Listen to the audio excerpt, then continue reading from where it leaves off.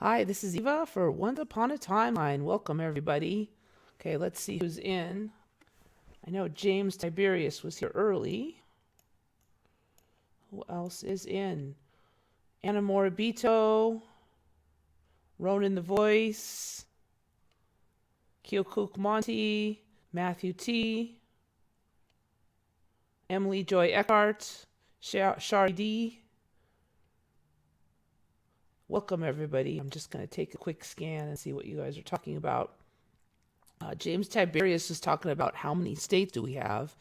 For me, it's always been 50, but weirdly, the flag did not always show 50. We used to have, I've covered this before, but they used to have a few less stars than 50. And my teacher used to say that we were too lazy to change the flag for the recent states, which was Hawaii and Puerto Rico. So I guess in this timeline we did change this flag for them, or they became here earlier. Maybe they were states earlier on. I'm not sure. But James Tiberius was saying it was 52 for him not long ago. I've been getting a lot of this kind of weird stuff on Retcon where people are just now experiencing really old MEs that the rest of us are like, that's like 2 years ago's ME.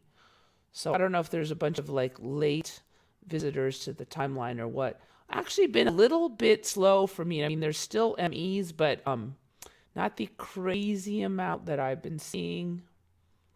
A lot of times it's really slow before there's a big boom of them, but whatever. I mean, I don't mind the break, to be honest. You know, when I first started this, I thought maybe I would start this channel and then run out of MEs to talk about. Well, maybe there won't be enough new MEs. I didn't really want to keep covering the same MEs that everybody else has already covered.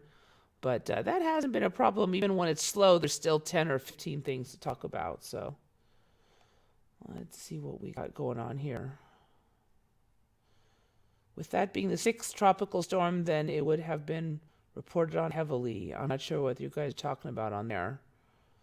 Are we already in the 7-year tribulation? Yeah, I don't know. I do wonder about that, the Bible stuff. I guess if it's going to get better after 7 years, hopefully that'd be nice. There's a lot of things that I don't like in current timeline. You know, a lot of the fighting and lack of common decency.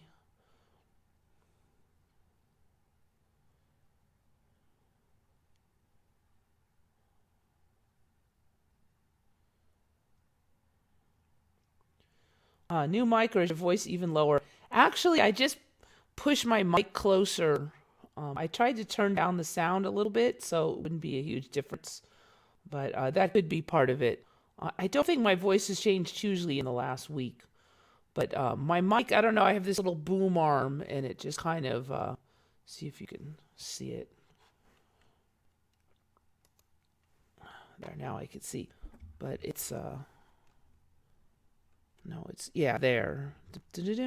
This arm that holds this up had pulled it way back, so it just, I guess gravity or whatever. I realized it was a mile away. I'm not much of an audio video expert, but my understanding is the mic is supposed to be close, so let's see if I can get this lined up now. All right. Okay.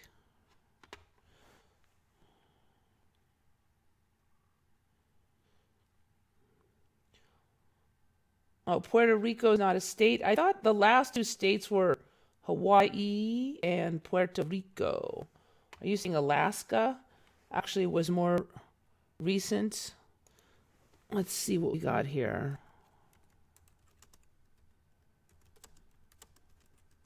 It was Hawaii and Puerto Rico were the last 2 states for me. All right. Ho ho ho ho ho ho. Oh ho ho ho ho. Okay. Well, I guess there's an ME for Eva. So Alaska. When the heck did Puerto Rico become? That's a trip. Puerto Rico was very recent. Oh, Puerto Rico's not. Wait a minute. That's interesting. I remember Puerto Rico being a state, though. Oh, you know what? I guess it was just a territory. That's right.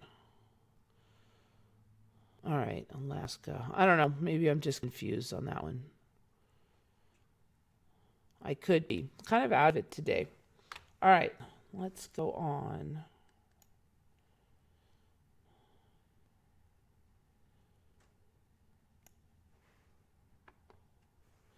Channel, the clothing line is now Chanel #1. Chanel. Um, that's an interesting one. Chanel.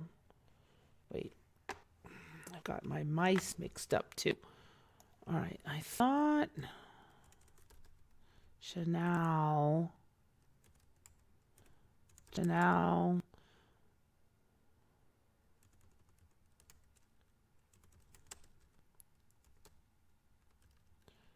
Chanel #5.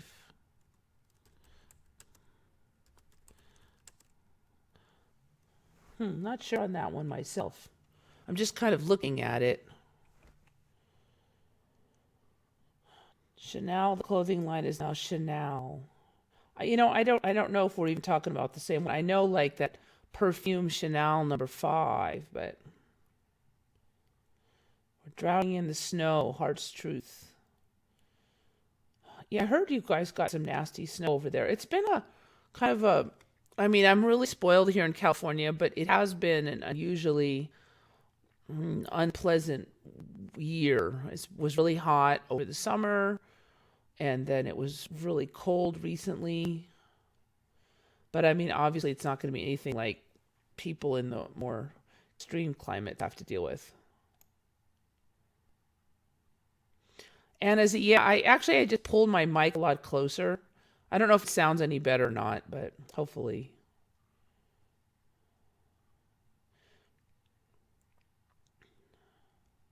What is the famous brand that makes high-end luggage?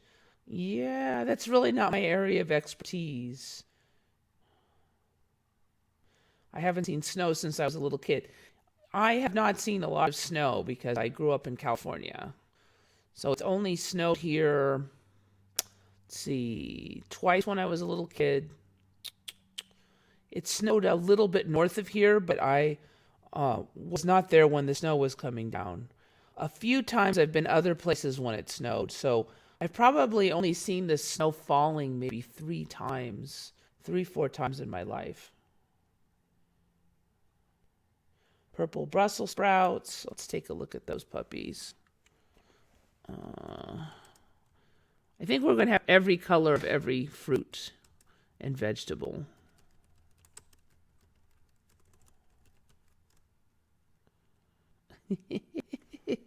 Baby purple Brussels sprouts. Oh, those look kind of weird.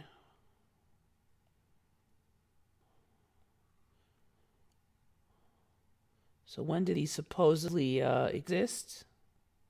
Mexico purple Brussels sprouts.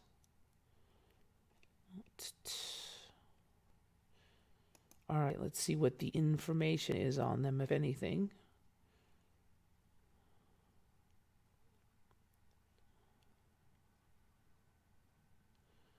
Purple Brussels sprouts can trace their lineage to Belgium since World War One. Blah blah blah. Okay, so they're ancient history, basically. Interesting. Yeah, I never heard of those things.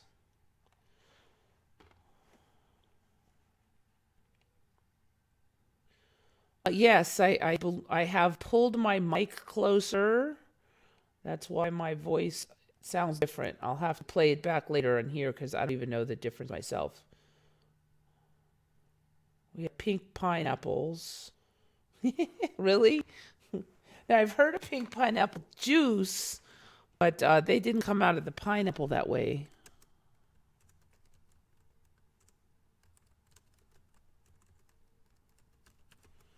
Wait, I wasn't supposed to type the word juice.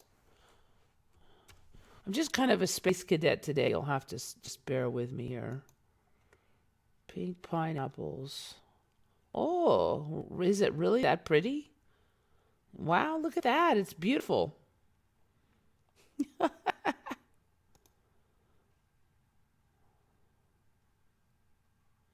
If pink pineapple were the first GMO product, there would have been no GMO debate.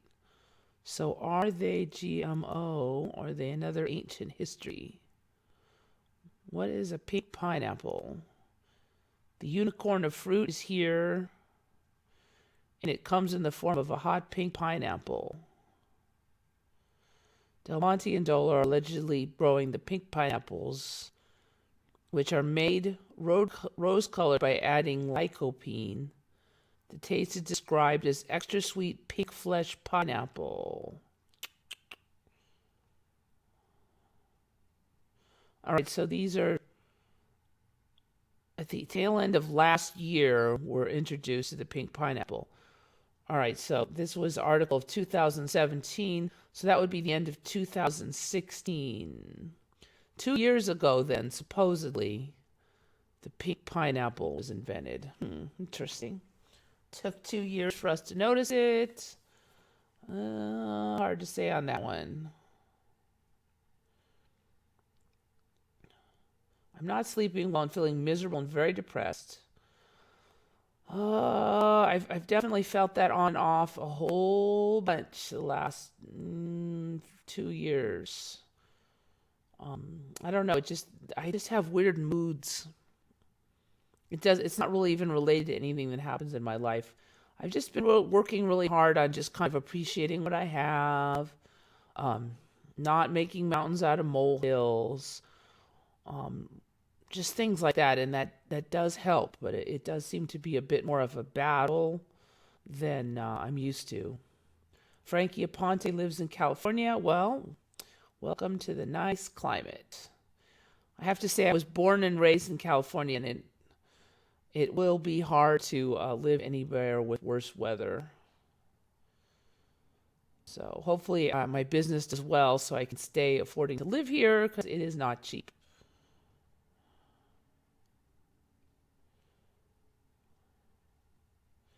So yes, those of you that's coming on, I just moved my mic closer to my mouth where it is supposed to be. And so that's probably why I sound better.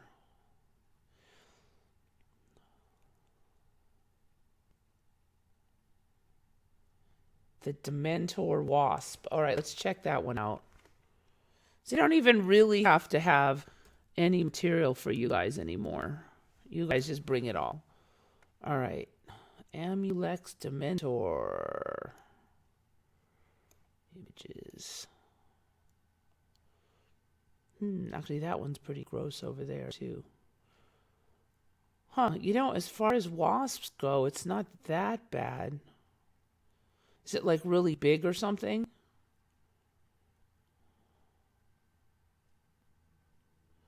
Okay, here. I see. Yeah, they are pretty creepy. Flies with scorpion tails. I may have seen this one maybe a month ago. I think somebody else might have brought it up. New Dementor wasp species turns roaches to zombies. Okay, I haven't heard of that part. Newly described species of wasp from the Mekong region. Wait, where's the one with the big snout?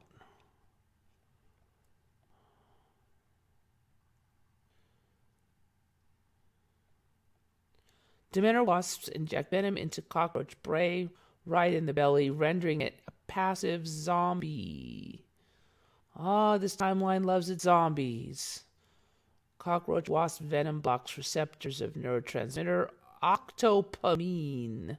Have not heard of any such neurotransmitter. Octopamine. Octopamine? It's probably octopamine, which is involved in the initiation of spontaneous movement, according to the report. With this blocked, the cockroach is still capable of movement, but is unable to direct its own body. Once the cockroach has lost control, the wasp drags its stupefied prey by the antenna to a safe shelter to devour it. Nice. All right, newly discovered in 2015.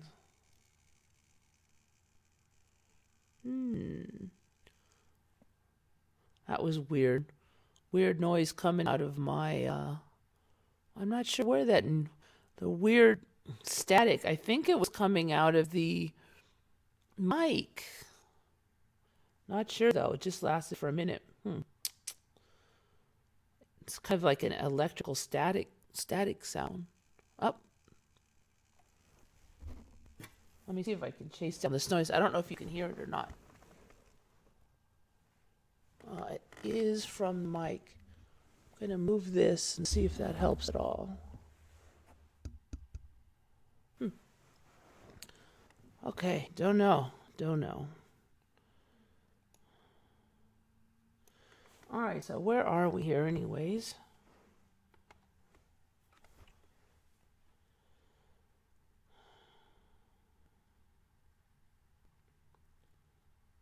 Haunted mic. Maybe it doesn't like doing its job. Someone left a dislike already and the show just started. Whatever. I'll let you in on a secret. From what I understand, YouTube does not care if you leave likes or dislikes. They are all counted the same as somebody watched your show and had an opinion. So leaving a dislike is actually better than not clicking on anything. So that's why I laugh when people leave a dislike, because it actually benefits the show to get dislikes. Oh yeah, the James Tiberius, the KKK. That's an older ME for me. They were discussing it a lot, maybe a year ago. The KKK now stands for the Ku Klux Klan. For me, it was the Ku Klux Klan.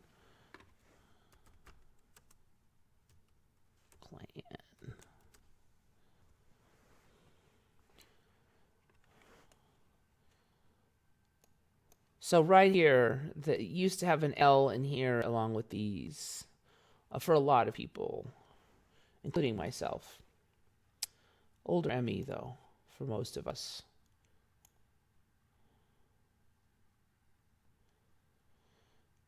Odin Lush, I made it. I'm still alive, unfortunately.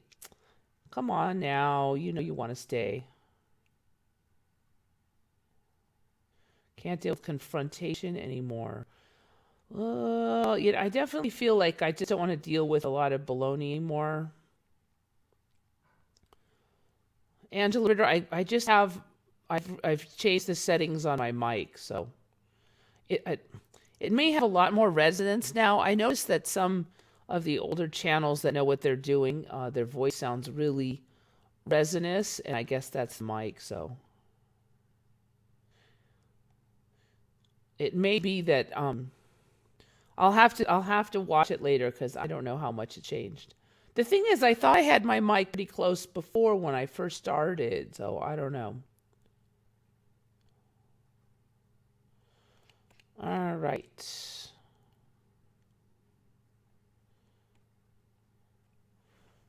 Was absolutely Clue. Yep. Mr. Nobody remembers Clue. Ghosty333 remembers Coup. Yeah, it was pretty evenly split on that one. Shari D remembers Coup.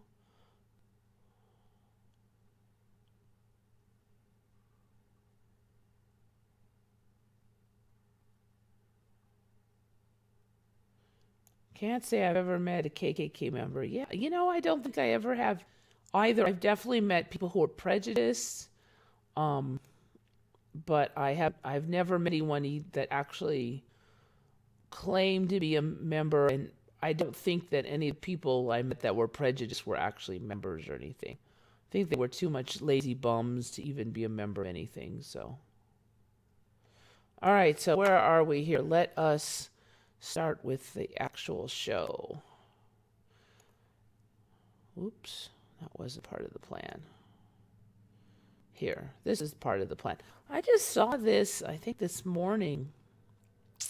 Halo Traction, HALO Tractation for scoliosis. I wasn't able to really figure out when this started, although it doesn't sound like it's super old in the current timeline, but they were really vague on when this. So basically what they do is, so if scoliosis is when your spine is not straight. Now in my timeline it would just make a little bit of a bend. In this timeline it definitely can get a lot worse, but what they do for people now is they put this thing on your head and they screw it into your skull, and then they dangle you by it. And I don't think my old skull would even hold up a whole body that way without damaging. But check out this little kid. So this is part of his exercise routine. So they're supposedly, by dangling by their head.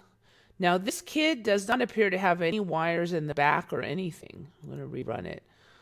So he's not, all of his weight is on and a couple screws, it looks like 4 of them, in his skull. There's no wires down into a harness or anything. So this is supposedly helps these people's spines straighten out. And they actually live in these things for like weeks or months at a time to see how much they can straighten the spine. And then they may go in and do surgical intervention later, but this is like a huge thing they do. So I've never heard of this, and like I said, I just don't think that my old skull would tolerate it. But supposedly, after about 24 hours of adjustment period where they may experience headaches, it's supposed to cause no pain whatsoever, and the kids are actually said to like it because their spine feels better and their symptoms of their scoliosis lessen, and so they feel good. So the story is they live in these things. They walk around, and then they're let out for short periods, like to take showers and stuff like that. But they're supposed to like move around at least 4 hours a day, standing positions. It can be walking, standing, whatever. It doesn't have to be all at once. But they pretty much spend most of their 24 hours in this thing for weeks. It's really weird. I saw this one on Reddit. W2TF is always a nice Reddit to visit, subreddit to visit. Shoot. I had some more. Okay. Here it is.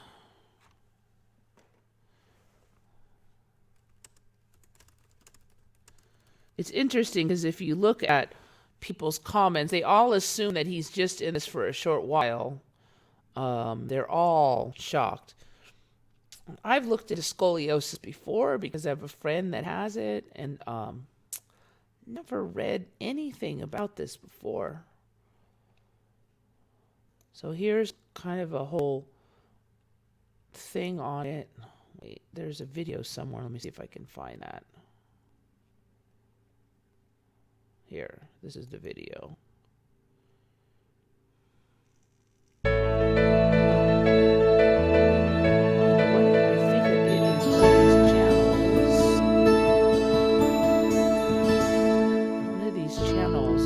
At first sight, halo traction can be a scary thing. Well, at first, it was pretty scary. Aha! That was what was causing it right there. Okay. These kids they have to do some kind of exercise, so they're giving them these videos to dance to. So here they're taking school inside one of these dangly things.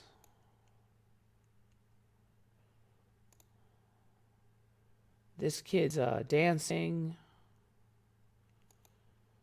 They eat their meals in there. They play. Everything. They walk around in these things. So they basically live at the hospital apparently for like weeks or months, and they just have this whole routine where they do this. They do let them out once in a while to like walk around on their own feet and stuff, because otherwise your your muscles are atrophy. But here they're even like playing tennis and stuff in these things. See, so most of these people they're dangled by their heads. All right, so just some of these ones are let out, but it's a trip.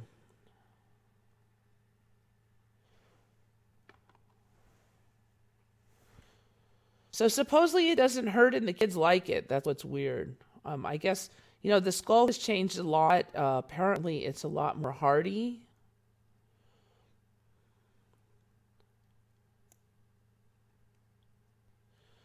Odin Lush, I feel the same, very upset and sad today, trying to think positive. I actually just got really crabby, like around 5 o'clock today. I was just in a mood, and I just find that I get in these moods where I'm just negative on everything. And it's weird because I'll look around and go, there's really no reason even to feel that way. I definitely have to really kind of just fight it and look for all the good things that I have, and that there's not really any major problems in my life.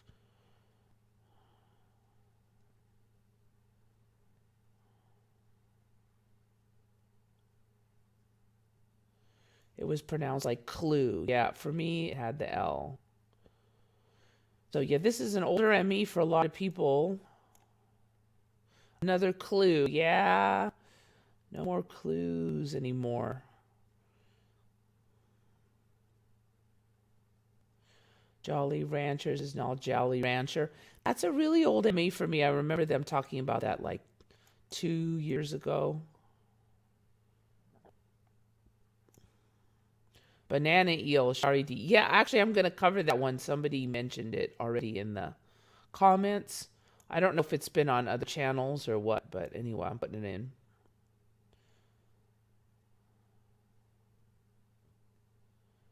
Barbiturate, for me, are barbiturates. I remember there being different kinds of barbiturates, but if you just had one kind, it was a barbiturate. So, I don't know.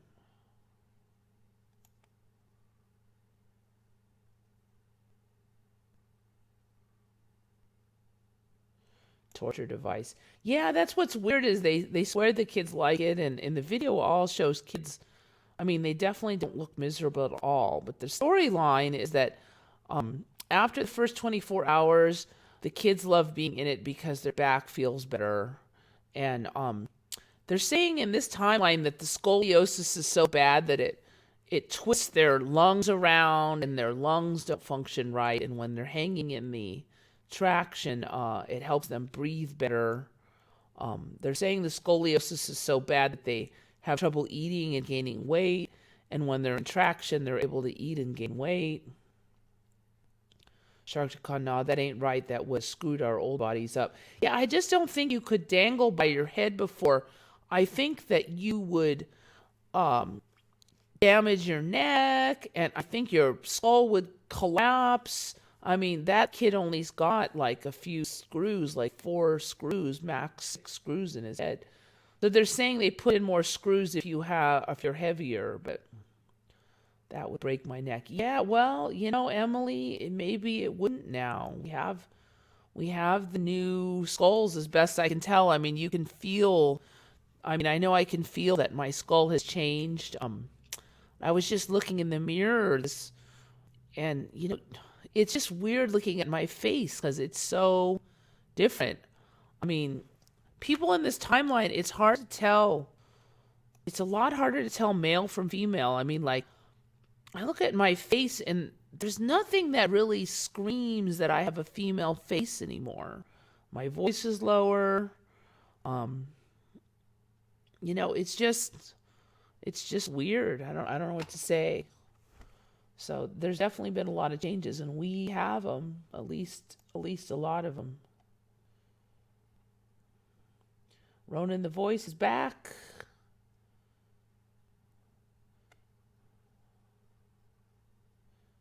I find a barbiturate doesn't exist anymore. Barbiturate.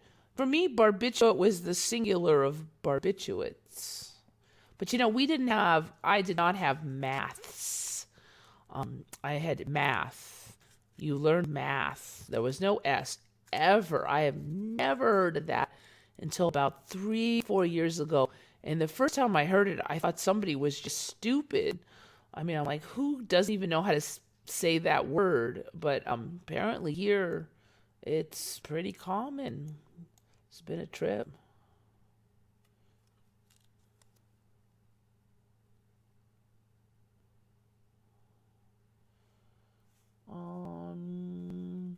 Will I have things more funny?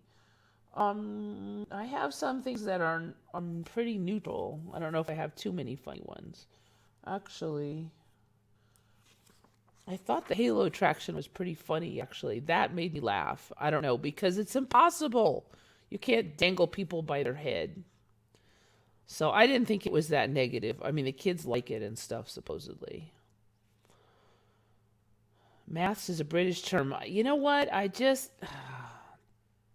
mean, I've been watching Doctor Who since I was a kid. I watch the BBC all the time. I just never heard it.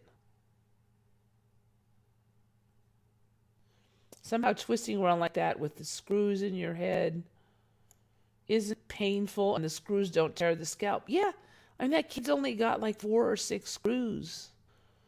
You just could, the skull and the neck would never put up with that crap. I think the back could tolerate it, but the skull and the neck, no freaking way.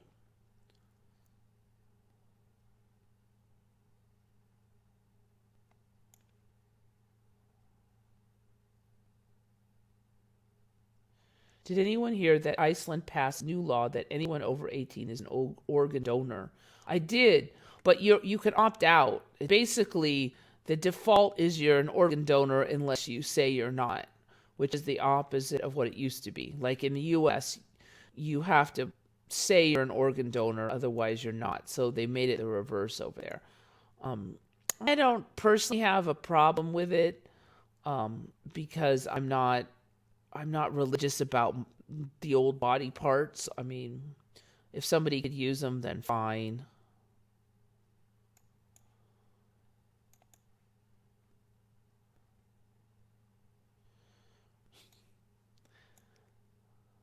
I have been obsessed with Britain forever. Turns out the reason I got my DNA done, I'm 58% British. Dark Wolf's Den. I don't know why I always thought you were British already. I don't know why. Don't ask me why. And actually, yeah, that's true. You didn't have an accent. But then again, a lot of people on my channel are British since it's morning over there. I never knew that, but I have heard of maths.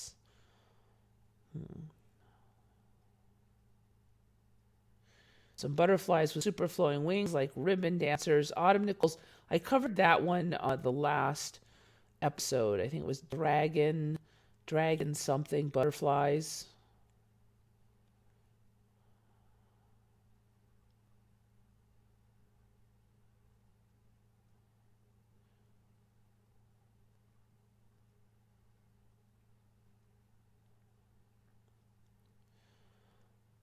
I think somebody needs to be...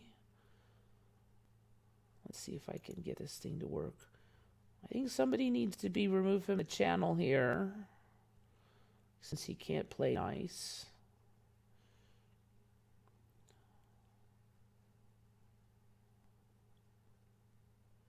I've seen too many sci-fi movies with organ transplant scam in them to allow anybody this. I don't know, if there's plenty of donation organs available, then they wouldn't have to steal any. I don't know. I personally don't have a problem with it.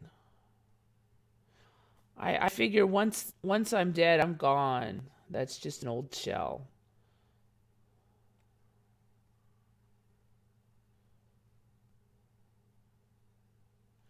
Those DNA tests won't report if you have Native American DNA. Guess why? I don't know. I mean, there's why they say, and then there's why it really is. Who the heck knows? But you have to have enough differences in your DNA from one region to another. If you don't have any easily indicatable differences, then they can't tease out that DNA. That's the story that they say. Those things are not that reliable, though. I mean, there's definitely been cases. I don't know as many cases with humans, but with like dogs, they do DNA testing, and dog DNA testing is really unreliable because you can look at your dog and know what breed it is. So, for instance, a number of people got their pit bulls tested, and it's obviously a purebred pit bull or very close to it, and they don't even come up as a pit bull sometimes. And I mean, you could say, oh, well, maybe there's some other breed in the history, but I mean, it's obvious that it's 90% pit bull. So, I don't know. I take that stuff with a grain of salt. Maybe in a couple more shifts, it'll get more accurate.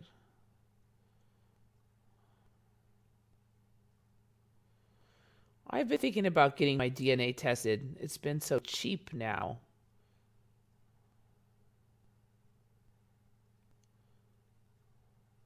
Mr. Nobody, I've never heard maths in my life. Well, the UK is so different from me now. It has to be at least twice as big, at least compared to the mainland. It used to be really a dinky place compared to the shoreline countries nearby. It's huge now. Its empire was more successful.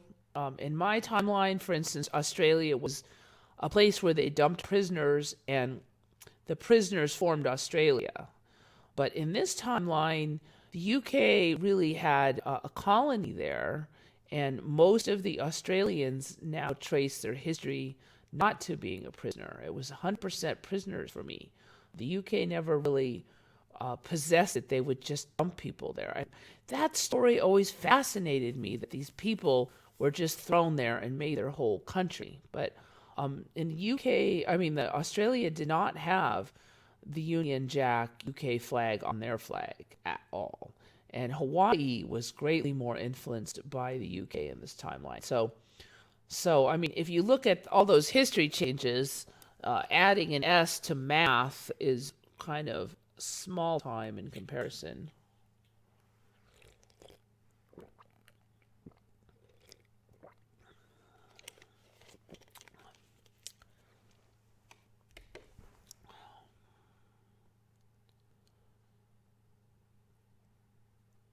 Everything is just so bizarre now. Yeah, even though it's been slow ME-wise for me the last few weeks, I mean, just the accumulation of so many MEs over the last few years, there's just a lot of little things, when I'm driving in town and I come to an intersection and things are just twisted, I'm used to seeing a certain view on a certain intersection, especially if I haven't been there a few months. And I come back, and now my eyes are lined up differently, and I'm seeing different buildings, or the road has kind of a weird jag to it, and then I feel like, I feel confused because I feel like I'm not on the right road, like I must be on a different intersection, and I'm like, no, that's the intersection. It just looks different. So many things in town are like that now. They just look weird, and then I feel like, am I really in the right place? Some roads are more twisted, some are more straight. The buildings just line up different. Some of it's just small time stuff, but it's just like, where the hell am I? I don't know. I don't know how to describe it. Nothing looks familiar anymore. Almost nothing.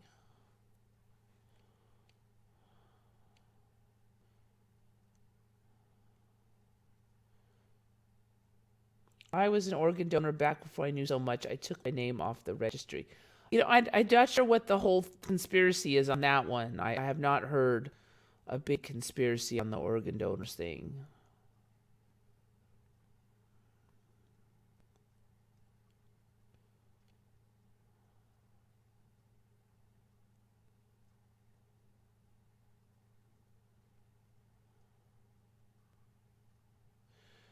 Now there's an 1800s colored cartoon. Yeah, I saw that on somebody else's channel. Yeah, it was interesting. Yeah, no.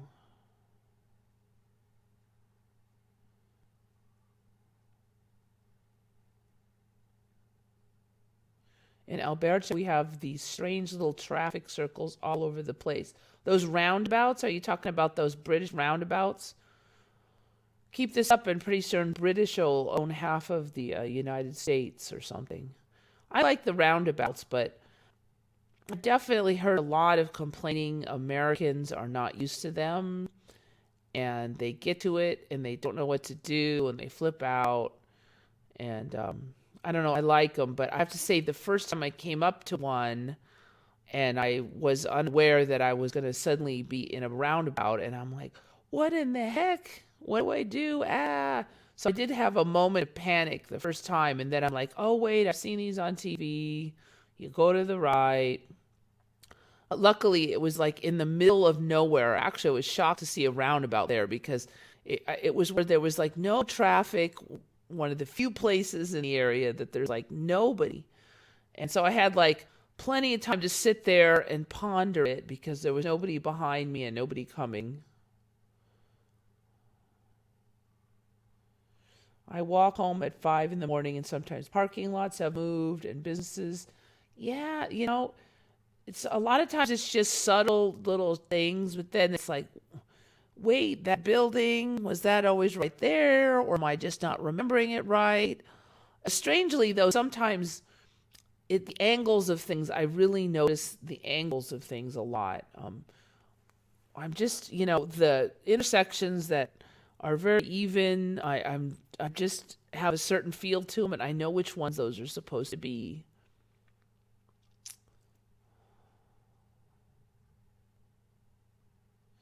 There's a mental condition where things look different to you each day. Have you heard of this? So in other words, they calling me a mental condition, a new mental condition that a whole bunch, thousands of people suddenly have.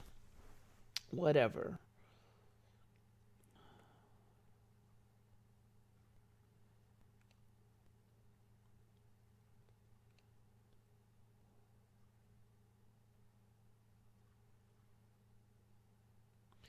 Mini roundabouts, they call them. So supposedly roundabouts cause less traffic accidents, and they cause the traffic to move through the intersection a lot faster because nobody is really stopped. You don't have to sit there and wait forever. You could get going. And that's what I like about it. I don't have to sit and wait for a light. I can go. I mean, as soon as the traffic is clear, but the thing is, in the United States, they don't find that there are less traffic accidents, and that's probably because people are flipping out and don't know what the heck to do. But if they got used to them, I would imagine there'd be less traffic accidents, the same as in Europe. It's just that we're flipping out because suddenly there's, everything we've learned is not there. I guess if I was like 80 the first time I saw one, I'd flip out twice as much.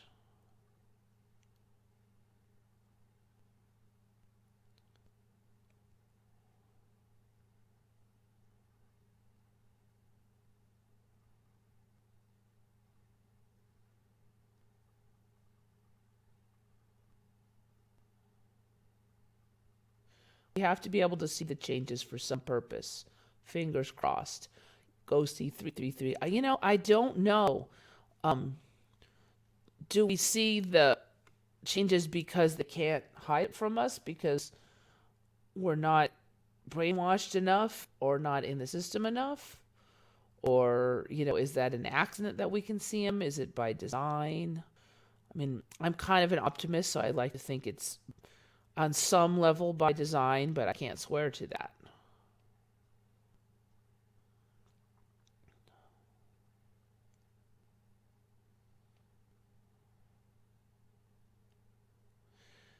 I went crazy when I noticed it's elixir now. It has always been elixir my whole life. I'm a huge nerd on such things. Yeah, I don't know a thing about those. The round out signs look like a cross-section of the male anatomy. This timeline just loves to squeeze those in, don't they?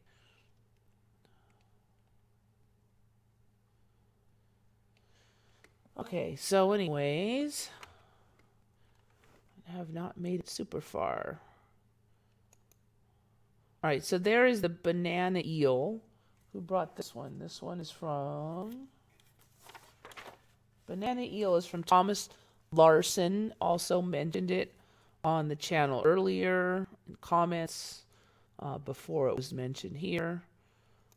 It really does look like a freaking banana. I had been discussing previously... Oh, look, now it freezes up. Let's try it, starting it again. I've been discussing the weird eel colorations before, but I hadn't seen this one. I can bet that it's been around for a while because we've got video. It really seems like when the Emmys first come, it's just a few photos. Looks like that one's going to freeze up again. Okay, here's another one from Thomas Larson. I've seen this one now a few months, but it's really gone viral just lately. And this is a butterfly that looks exactly like a leaf. I think this one's been around a few months, but very interesting. So you would never know that's a butterfly. You really wouldn't. There it is. Now he's a butterfly. Now he's a leaf. Pretty cool. All right. Towers of Bologna. I think I've covered this before a little bit. This is from Jay Elliott, another commenter on the channel. I do remember covering something about skyscrapers somewhere. So basically, the Towers of Bologna, Italy, were these huge like skyscrapers that they built in the 12th and 13th century. The number of towers in the city was very high, possibly up to 180. The reasons for the construction are unclear. So that was way back. These are really tall towers, too. So there's still a few left. One can still see some fortified gateways. Okay, so then they later supposedly demolished a bunch of them. You can see this Azu something tower is still there. Never seen any construction like that. It's really interesting.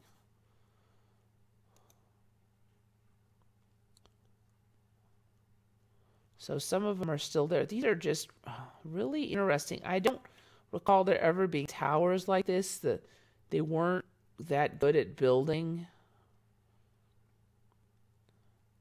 So I think they were saying that the foundation goes down like 10 stories or some ridiculous thing. So basically this was a city of skyscrapers in Bologna, Italy. And I've heard of Bologna, but I've never heard of these things until a few months ago, maybe. So, yeah, really interesting. Some holes were left in the outer wall as bigger hollows in the selenite. What, it was made out of selenite? Let's see. Foundation between 5 and 10 meters deep. Reinforced by poles hammered into ground and covered with pebble and lime. The tower base was made of big blocks of selenite stone. Selenite. Now, selenite's a really beautiful, clear kind of, let me show you selenite. I never heard of them making foundations out of selenite. Selenite's a beautiful stone. Wow, I've never heard of selenite being made. Selenite, that doesn't even make sense to me.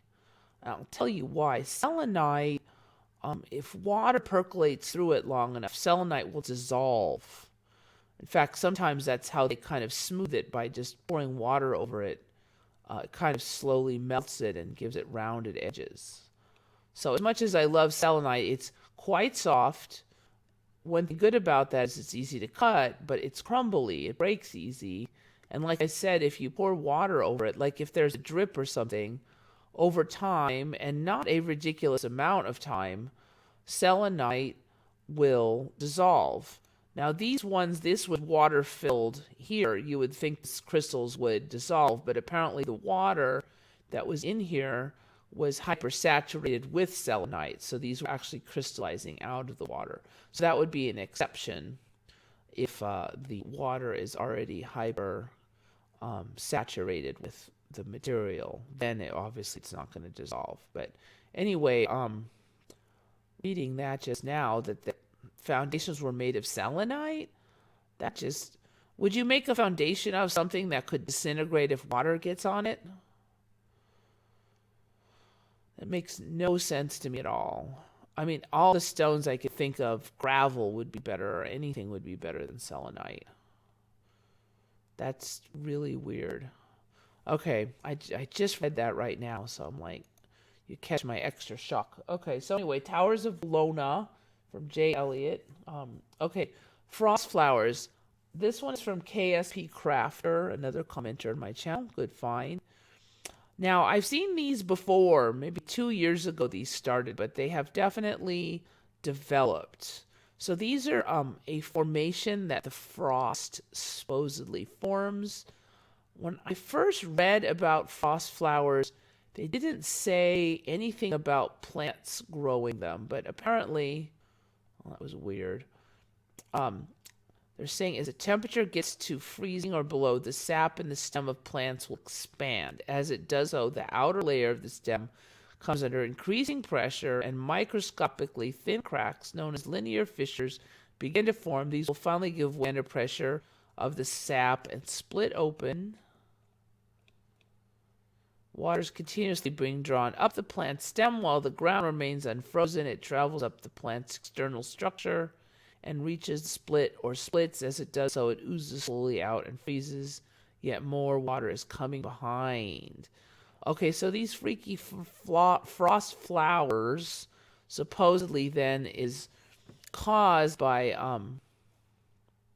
see, I don't see a plant here. Weird. They're saying it's caused by some kind of reverse, well, not reverse flow exactly, but a flow up the broken plant stems and stuff. Anyway, just weird. I don't remember reading anything about it being caused by that when I first heard of these. And see, some of these are like, here's frost flowers on lakes. Now, the shape is different, but this was not around like this 2 years ago. And obviously, these do not look like they're growing on any plants. The shape is less curly, though, but on a super cool ocean, that extra weird... In this timeline, there's this thing called supercooling that seems quite popular in the water. So the water can actually be colder than ice and form ice on top of it, yet not actually be made of ice itself. Beats me. I guess they're going to say there's stuff in the water that lowers its freezing temperature point, but it just wasn't that much of a thing before. Okay, so those are weird. And then when I was looking into that, I saw this related phenomenon. Now, this is new for me. I think I just saw this a few months ago, and it was really small, and it's, instead of frost flowers, it's hair ice. So apparently the ice is made of these, made into this like hair ice. Look at this. So it looks a lot like the frost flowers, but it's even more fine grained. Now they're saying that hair ice is made by a mold. And when I first heard of the hair ice, there wasn't much information on it.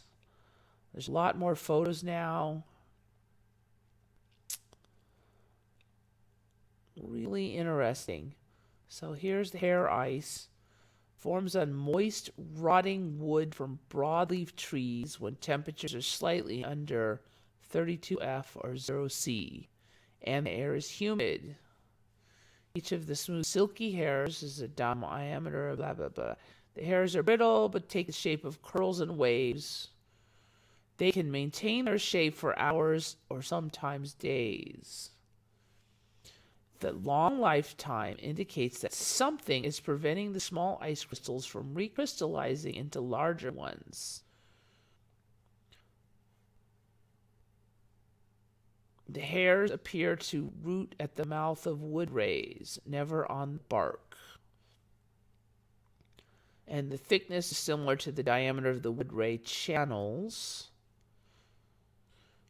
In 2015, German and Swiss scientists identified the fungus Exidiopsis effusa as key to the formation of hair ice. The fungus shapes the ice into fine hairs through an uncertain mechanism and likely stabilizes it by providing a recrystallization inhibitor similar to antifreeze proteins. Okay, so we have a fungus that makes hair ice and somehow preserves the ice using antifreeze proteins. So this is weird because whatever this is, it's doing two things. It's using antifreeze proteins to keep them from recrystallizing. Now, normally when you hear of antifreeze, it's just to prevent freezing, but these things are already frozen. So I want to say if you add antifreeze to something frozen, then you get something that's not frozen. But here they're saying it's keeping them in hair form, but not letting it change into other forms. So this is a very sophisticated mechanism that this fungus supposedly is operating here. And I have never heard of anything like that. And there's no word on what benefit does this have to the fungus? Why would you make hair ice if you're a fungus? I mean, are they going to be some kind of storyline that it helps them reproduce or spread their spores? Or, I mean, how does something evolve to make hair ice? This is going to be a weird story, I bet. And definitely stay tuned on this hair ice story. Anyway, that's my laugh for the day, other than the halo attraction, which was making me cackle all day, because it's just ridiculous watching these kids dance around by dangling on their head. And now we have a fungus that makes hair ice for unknown reasons, and it creates the antifreeze that helps stuff stay frozen. You know, you just can't make this stuff up. You can't. You cannot make this ridiculous thing up. I mean, everything I learned is just being thrown out the window and replaced by ridiculous sounding crap. All right, let me see what you guys are talking about here, because you've been talking a lot. When did the mud flood suddenly become the topic du jour? That thing is everywhere now. I mean, I never heard of it until 6 months ago. I started hearing those mud fossils. Maybe even not 6 months, maybe even a little less. And that was becoming a thing. And now every statement in the planet, I cannot not see mud flood like 3 times a day now. I don't know, maybe this timeline was flooded by mud. I don't know. But, I mean, if there is so much evidence for mud flood, why did it just go super nuclear just now? I don't know. Weird. But yeah, I don't know. I'm laughing at the whole mud flood thing. I mean, I don't know. Maybe it's totally legit. Anything could be true here, I swear to God. If kids can dangle by their head for fun and fungus makes hair ice, then, I mean, big floods of mud seems kind of boring in comparison. The snub-nosed monkeys. Yeah, I've put those, when I made more videos of just weird animals, snub-nosed monkeys were on there.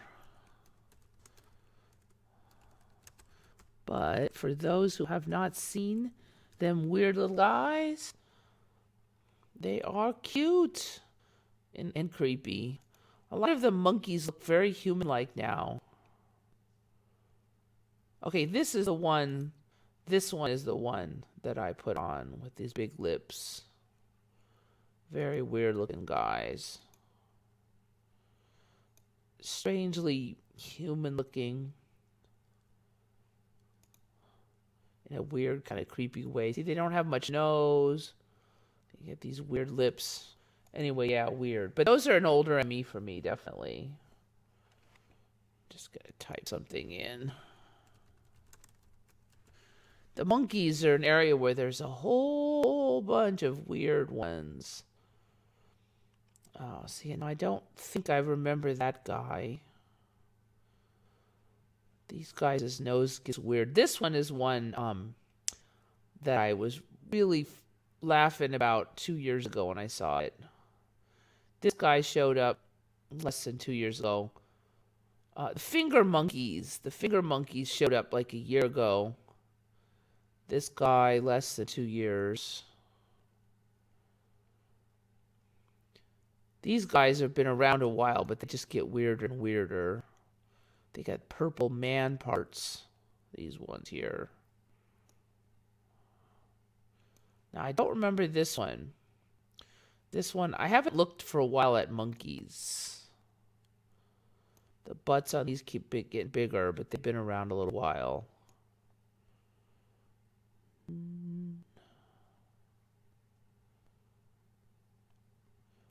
A lot of these just are like refinements of the previous version. This guy, I think, is new here. I do not remember this guy with the orange legs.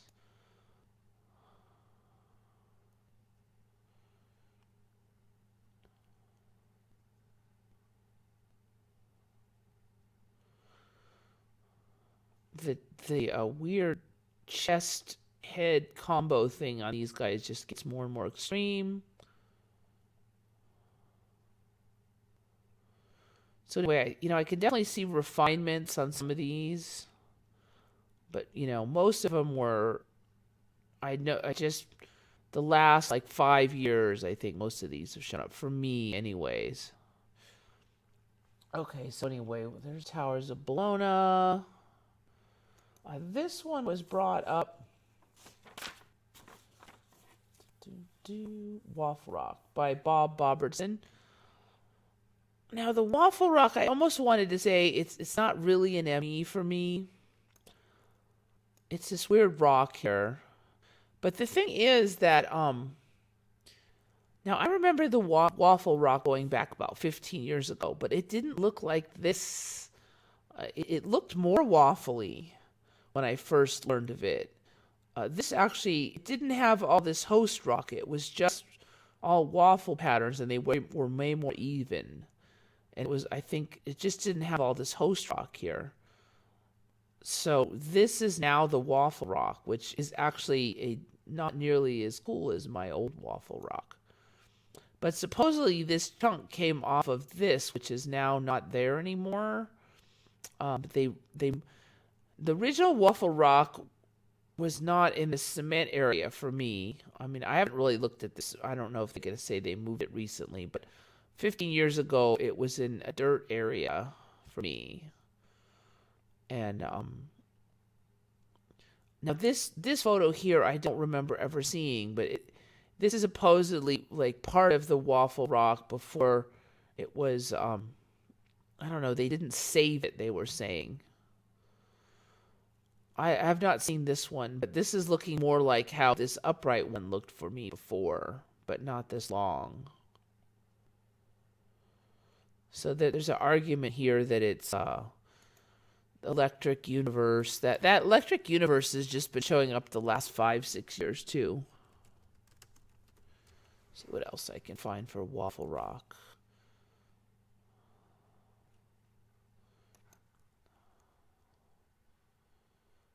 Large block of sandstone. See, I don't think that could be sandstone. I don't know if nobody knows their rocks at all. I mean, as a rock hound, I keep reading these. I'm like, selenite for that? Sandstone for that? It just goes against everything I've learned about rocks.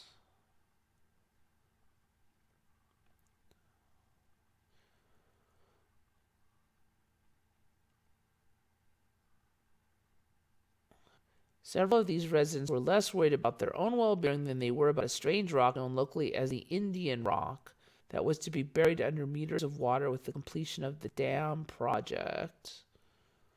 It was 1930 in a town called Shaw.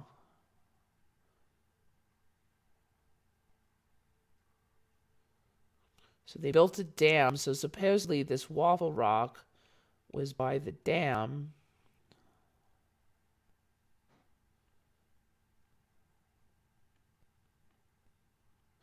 So supposedly they just saved a piece of it. This whole story is totally different for me. I don't remember any of this story. It's funny because this is like kind of the karma's revenge, because way back when I first heard of this rock, somebody was saying that it was proof of aliens. And my argument back then was that nature makes lots of weird things. And I went through and I put up some images of weird other rocks that were sort of similar. And I actually have a piece of rock that is formed similar to waffle rock. Supposedly it came out of a cave and it's made out of calcite. But it's very much like waffle rock, but not quite as... The pieces aren't real even like that. They're just kind of... The cross pieces are just kind of helter-skelter in comparison. But it's close enough for me to think that waffle rock could be natural. And at the time, my argument was that it was obviously natural and the alien stuff was baloney. Now, I'm still not sold on the alien stuff, but it definitely has changed a lot. So that's part of the reason I'd really studied waffle rock, is because I wanted to refute this argument that it was aliens. Now I can't really hardly even try to refute any argument, because who the heck knows about any of it now? I give up. 4 sets of joints apparent in the waffle rock. See, I don't remember this here with this joint, like this line between the... Yeah, I don't know. Anyway, so waffle rock's changed a lot for me, so I'm saying yes, it's an ME. I mean, everything is an ME, and if you knew about it, it seems like anything you knew a lot about, you're going to find MEs in it. If you knew the details. There's this monkey one. Hair ice. I almost want to get rid of that. That is so weird, this hair ice baloney. Friggin' mold. All right, this is a weird one. I just ran into it like a few hours ago. What do they call this thing again? Oh, let me jump ahead. Oh yeah, it's charm needles. Okay, so this is an x-ray, and this person has all these needles in their face. So you would probably think this is some kind of weird, creepy torture. But no, this is supposed to be good luck charms that people force into their face. Charm needles, or I don't know how to pronounce this. In Malay culture, susuk, needles made of gold or other precious metals. But they're also even making them out of steel and bone and this and that, and claimed to be embedded, accompanied by incantations and done at certain times to increase effectiveness. Susuk needs to be removed before death. The person will have difficulty dying. Susuk is usually removed once the person concerned is becoming old or falls ill. Removing the susuk also needs the skill of a knowledgeable person, usually the same person who asserted it. I don't know. See this? How are you going to get those things out when they're down inside the skin? I mean, are you going to cut her open and start yanking them out? So, I mean, that's a lot of needles. Let's see. Let me go back here. I had another. Here's the thing on it. Okay, this is what I was looking for. The most powerful charm in Asia. In every country, it's very common for people to have lucky charm. But in Asia, there's a very most famous and powerful charm called susuk. It's famous? Really? Are any of you guys Asians or been around, ever heard of this thing? Charm needles made of gold, steel, diamond, or any other hard and precious objects, inserted into the soft tissues of the body, act as talismans. In many countries like Indonesia, they are not usually using metal objects, but also other things such as bones, seeds, rice, bullet, small pieces of wood, and mercury. Okay, so now it's not just Malay, but Indonesia? Indonesia, they're doing it. Use of susuk is for treatment of joint pains and protection against injury and accidents. Susuk is used for a lot of things: wealth, power, beauty. Having susuk will make you more powerful, richer, handsomer, or younger. Rumors said that a lot of celebrities and government officials use susuk to get their fame.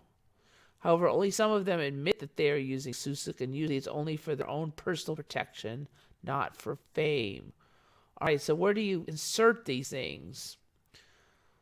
The regular outer parts of the body that been inserting susuk are the area between the eyebrows, cheek, chin, edge of lips, chest or breast, hips, biceps, under navel, genitalia, thigh, or calf. This is just totally weird. And if you're getting what is that? Is it MRI where you go in with the powerful magnets? I mean, if you had these, they would get ripped out of your body. So you couldn't have like a whole bunch of Asians having these metal pins in their face, because you can't have any metal on you when you go in those MRIs. It'll heat up the metal and rip it out because of the powerful magnetic field. I don't know. This is just weird. So, I mean, if it was just some tiny tribe in the Amazon, I could see it. But really, all over Asia, just weird. This timeline weird. All right. Get rid of that selenite. All right, we got that. We got that. All right.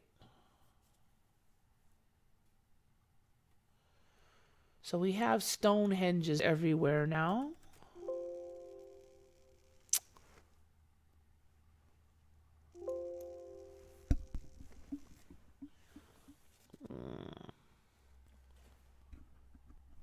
See, my mic is acting up. I don't know if any of you experts know why sometimes it would make that staticky noise. Please let me know. I have absolutely no idea how to fix that. It just makes it for a bit, then it quits.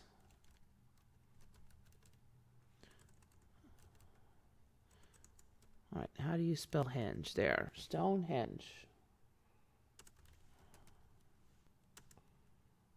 All right, maybe that's enough. This one's from Bob Boberson. So I guess Amazon has the Stonehenge now. I think I covered the American Stonehenge last time.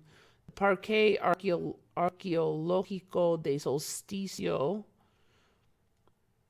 is an archaeological park located in Amapá State, Brazil. It contains a megalithic stone circle, colloquially known as Amazon Stonehenge, consisting of 127 blocks of granite, each up to 4 meters tall. That's tall. Standing upright in a circle measuring over 30 meters in diameter at the bank of Rego Grande River on a hilltop. Archaeologists believe that the site was built by indigenous peoples for astronomical, ceremonial, or burial purposes, and likely a combination. The function of this megalithic site is unknown, much like other sites such as Stonehenge, a much older site in Great Britain. Okay. Locals have called the site Tropical Stonehenge for some time. Excavation began in 2005. Anyway, so there's like a Stonehenge everywhere now, basically. I assuming that this is part of it here. There's not a lot of info yet on this thing. Oops. Come back here, computer. All right. Look at images and see if we can see anything of interest on here.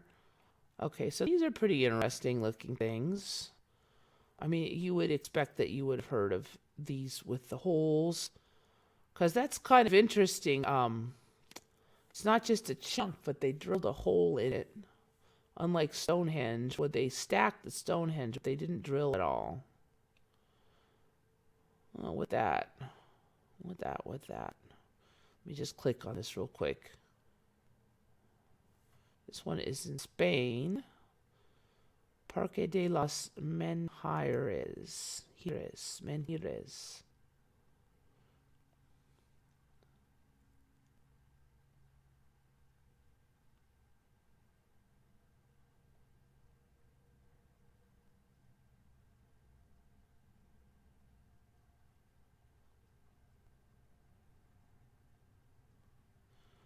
Right, it's not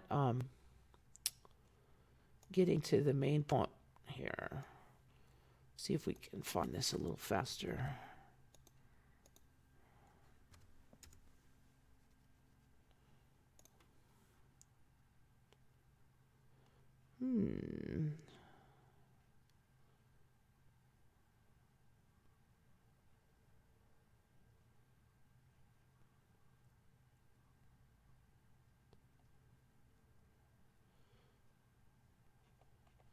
Do we have a wiki for these? This looks like it's going to be in Spanish. Yeah, slight problem.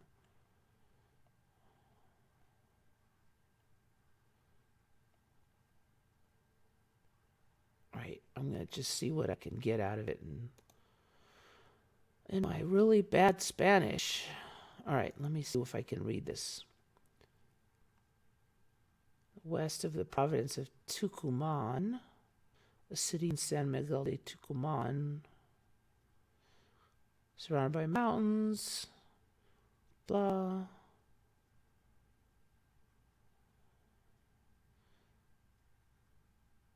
Ceiling on, I don't understand that part.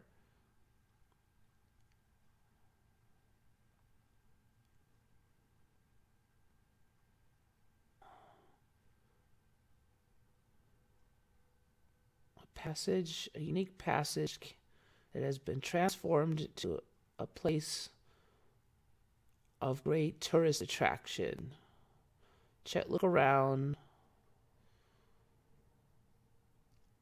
Las Cumbres de Mala de Tafi, de Muñoz, y el Cerro del Medio. All right, so I don't know if this is Cumbres de Mala. I'm trying to figure out what those things are. Are they new? Or are they supposed to be old? There's just weird archaeological stuff everywhere now. The problem is I can't, okay. Looks like Cumbres de Mala is some kind of mountains. Tucumán, archaeological reserve in the province of Tucumán.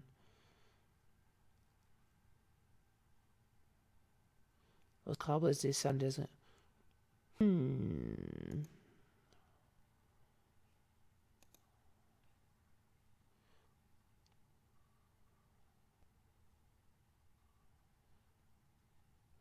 All right, so they apparently are old.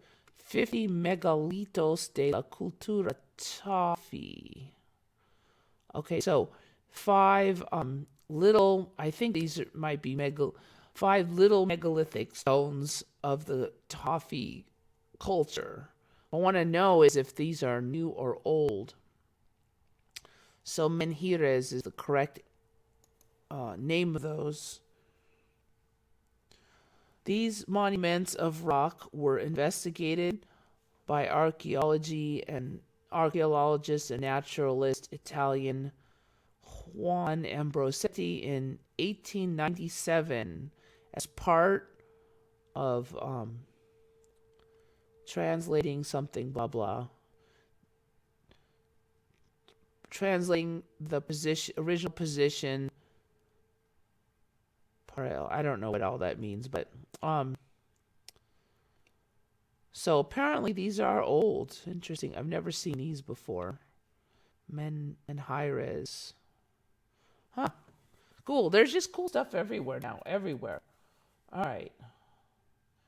Waffle Rock. So Waffle Rock by Bob Robertson. Good find.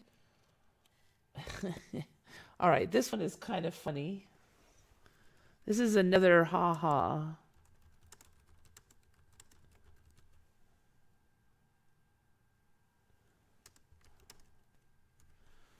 Sorry, there has to be a spider in every episode, so this is the obligatory spider. What does this spider do? This spider makes fake spiders. This is found by Bob Robertson. So, see here, this is not a spider, this thing you're looking at. Looks like spider, right? No, this is a fake spider made of little pieces of junk put in the web made by the real spider. The real spider hides inside this fake spider. When it rains, the fake spider gets all messed up, and then the real spider has to make another fake spider. What is it trying to make? Is it trying to make itself look bigger so birds don't get it, or what? But weird. This spider makes fake spiders. This is a new one for me, definitely. Supposedly it was found in 2012. I don't think so. Uses corpses and jungle trash to build big spider-shaped decoys in its web. Then they're saying there are other spiders that also do this.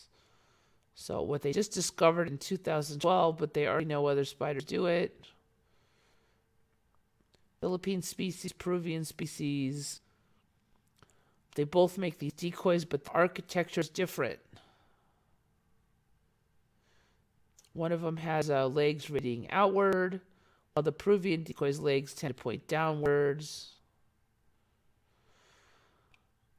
Anyways, so this is a level of sophistication that is obviously a jump from our previous timeline. We've discussed this plenty of times, that the animals and creatures here are more sophisticated.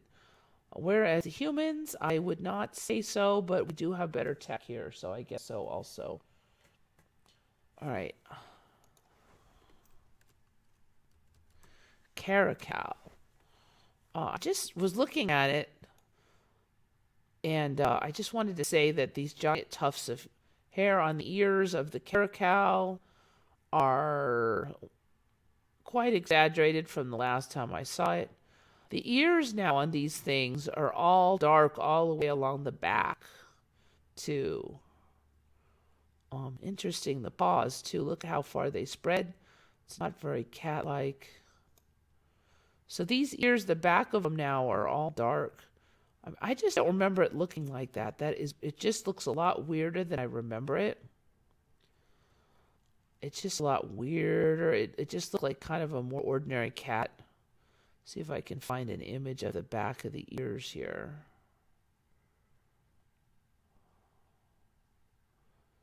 Look at that. Have you seen it flop like that? You can see here the back of the ears are all dark gray. Dang it, where is it? There was an easy image where they showed the back of the head. Caracal ears.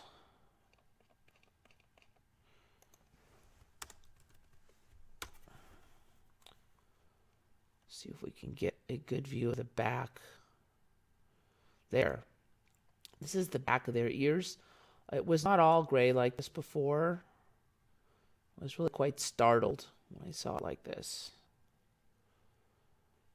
So anyway, look, it looked like he's got some goofy hat on his head or something. Just weird. All right. This one. So caracal. Oh. What was it? Caracal. I think it was Bob Robertson that mentioned caracal. I think he was saying it was an Emmy for him, if I remember right. For me, they've been around a while, but they weren't around when I was a kid, definitely. But they look a lot different for me now. And Bob Robertson also did the spider that makes the fake spiders, and the Waffle Rock, and the Amazon Stonehenge. So we're now in the Bob Robertson batches of things here. Okay, Bob Robertson also suggested I watch this channel called Quantum of Conscious. And I went there and I did really like the channel. Bob didn't specifically mention this one, but I got this one off of his channel. I'm going to close down the rest of this stuff.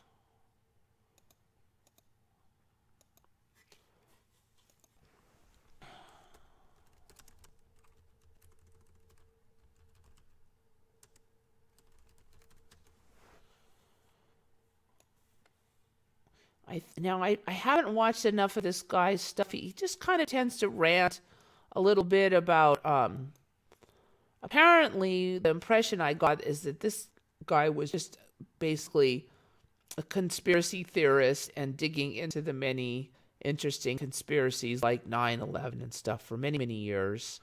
But he is now kind of talking about the ME. It's definitely not an ME channel, but it looks like he's influenced by the ME, even though he has not made the choice to be an ME channel. He's got a lot of old followers, so maybe he doesn't want to switch gears too much. But lately he's just been talking about putting it all together, and it's just interesting. I mean, I don't always agree with everything he says, but he does come up with a lot of interesting ideas. But one thing he mentioned here, and the other thing good about this guy is he just sees new weird stuff. So sometimes I see MEs on here. And this is, he had a big spiel on this selenelian.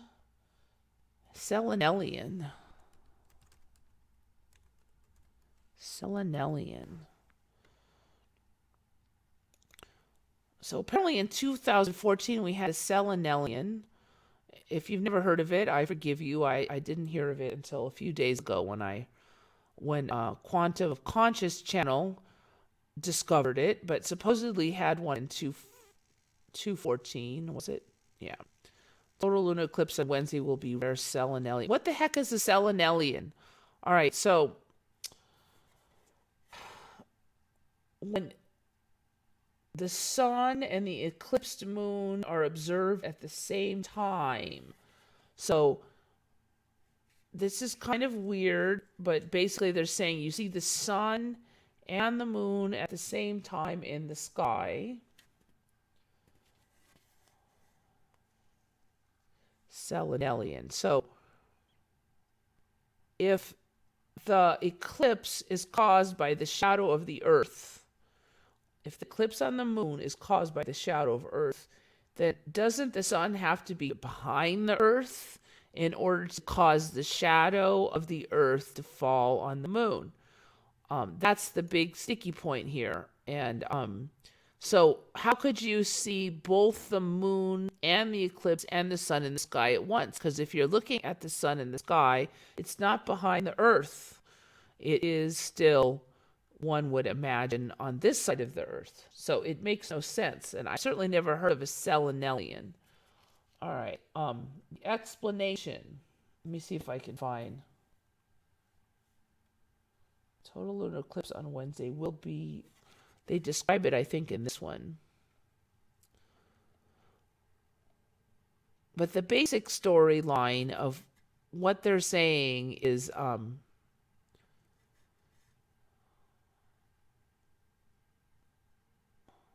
right, let me see if I can find it. I should have saved this in advance. They're almost saying it's impossible, but then yet it's not. During a lunar eclipse, the sun and moon are exactly 180 degrees apart in the sky in a perfect alignment that is called a syzygy. Such as an observation would seem impossible, but thanks to Earth's atmosphere, the images of both the sun and moon are apparently lifted above the horizon by atmospheric refraction. This allows people on Earth to see the sun for extra minutes before it actually has risen, and the moon for extra minutes after it has actually set. So I guess the story then is that the light from the sun comes along and hits the atmosphere and then is bent. Supposedly, I guess it would work sort of like how, when light hits water and then it kind of bends and then it is not in the same location. The image then reflects into a different location. So say this was the Earth. I mean, it's not, obviously, but so the sun's over here. So if the sun hits the atmosphere, supposedly the light is reflected a little bit of an angle and bends in and changes. So whenever you're looking at the sun on the horizon, you're not really looking at the sun in the horizon because the sun is already set and you're just seeing a bent reflection of it. I mean, that's basically the story that they're giving. I've never heard of that before, but I have noticed that in the last few years, there's been a lot of talk about light bending around the Earth. I did not have that in the old days. When suns set now, the light from the sunset will bend all the way around to the opposite horizon. Never had that in the old days. It used to be that the red sunset was only over by the sun, but now it seems like it goes to the other side. So anyways, so there's a new kind of eclipse called a selenelian. And so Quantum of Conscious was just over there kind of ripping into this weirdness and basically laughing at it the same way I just did, because really, I mean, really, I don't even know what to say. Some of this stuff is just like, whatever, you know. If this was in my old timeline, if they put this in a book, people would say the book was stupid and unrealistic sounding and just too crackpot. And in this timeline, like, this timeline is like a crackpot, badly thought out joke sci-fi book half the time. And this is just another example of it with this Selenelian. All right, I'm going to see what you guys are up to. I'm kind of on the rant mode today, and when I'm on a rant mode, I don't stop. Let's see where we are.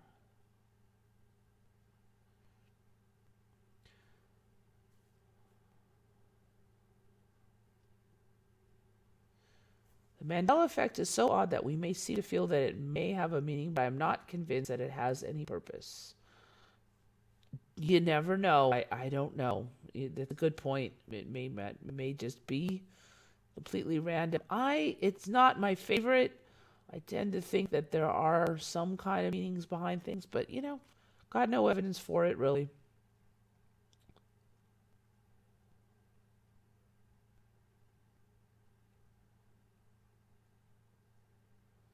Did Freddy lose a blade? Freddy Krueger. I'm just not a Freddy Krueger expert. I'm going to leave it to you guys. I think we already went on about his shirt. I agree that his shirt, it's pretty orange in these ones. For a while they were saying it was all black. Oh yeah, should be green. Apparently it looks black now in this timeline. Yeah, he does look kind of, I don't know. I'm not going to swear on this one. Did he have, I would guess you meant, did he have like a thumb blade? I'm just not enough of a Freddy Krueger expert to say on there, so I'm going to leave it to you guys. You know, he's looking kind of like, what's that character from the superhero character with the blades? Only has 4. So they come out like this. It looks suspiciously more like that now. I think I remember a finger one. See, look, he looks like... but I can't swear on that one. I just can't.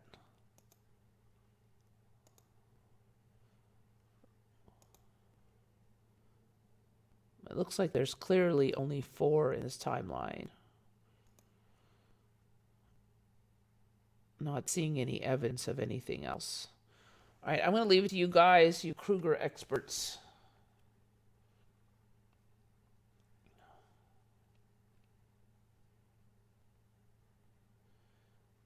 I went trick-or-treating with a 5-claw glove 100%.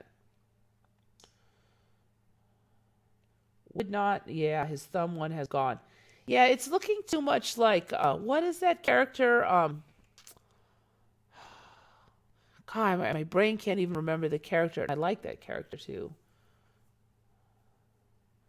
The character that has the adamantium 4 prongs. It's looking too much like that now.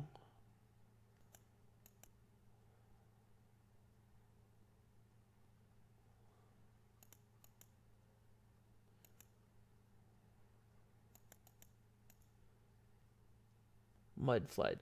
Yep, see, you can't throw a dead cat without hitting a mud flood comment suddenly the last 2 weeks.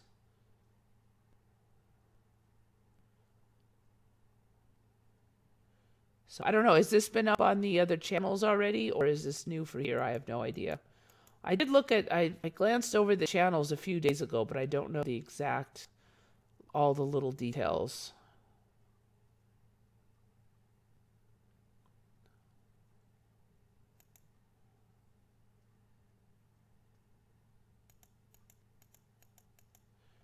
All right.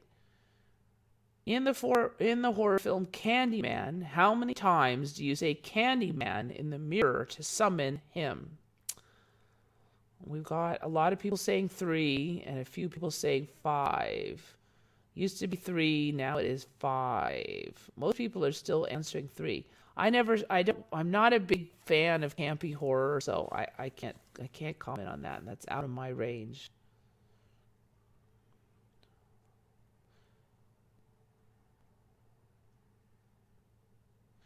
I've not seen towers like that as such. The city of Liverpool has few really weird Masonic buildings with strange towers. Do any of you experience clothes coming up missing and you can't never find them? No, I don't think so. But I have this weird thing with a few of them. This one goes back to before I knew about the ME, but it was a trip. So basically all summer it was really hot.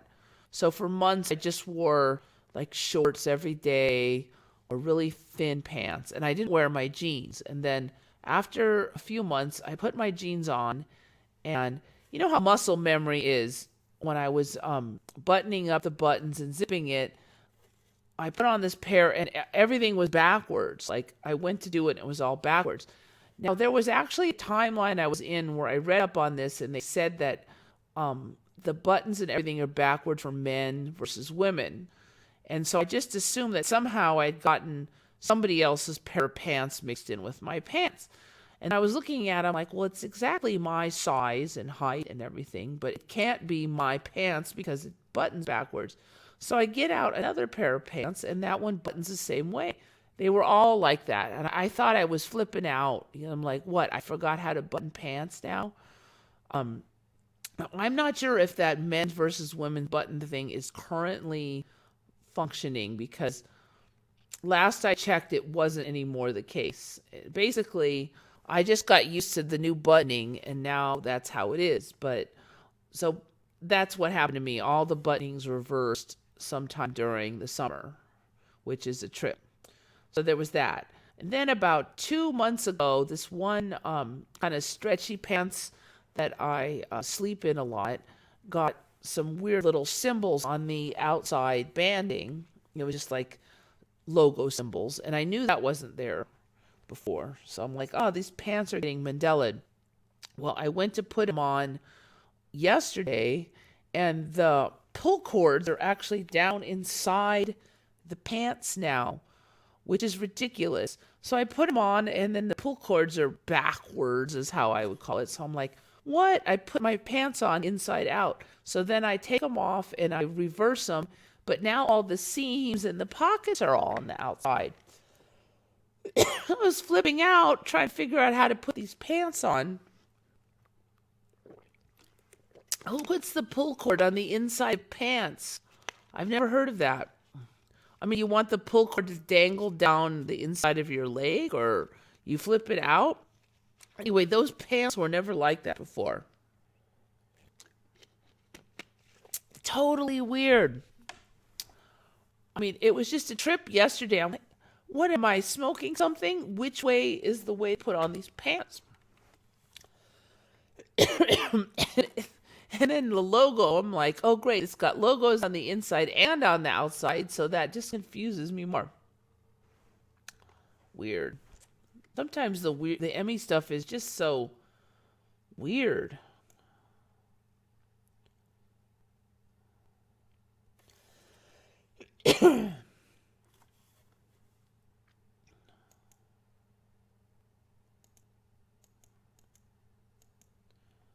Mud flood, think New Zealand earthquake liquefaction.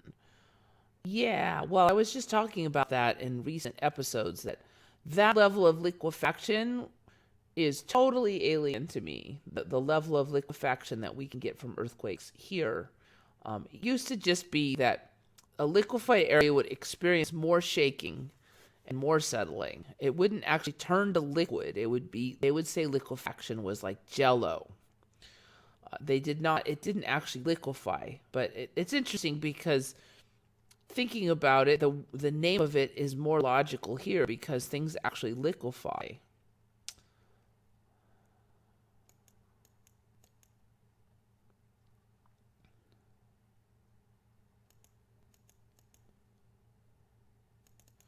All right, so I'm way in the back. I don't even know how long ago this stuff was. Either I'm talking a lot or you guys are because I'm way behind.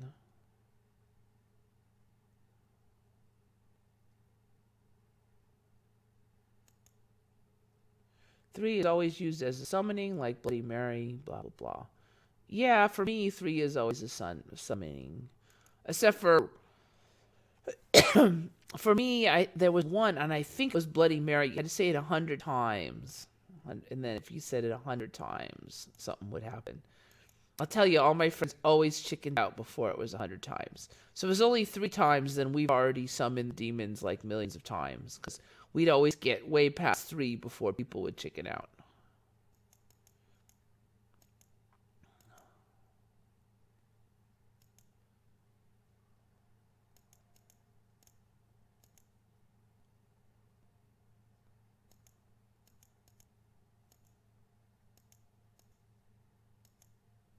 Oh yeah, see, I'm way back there.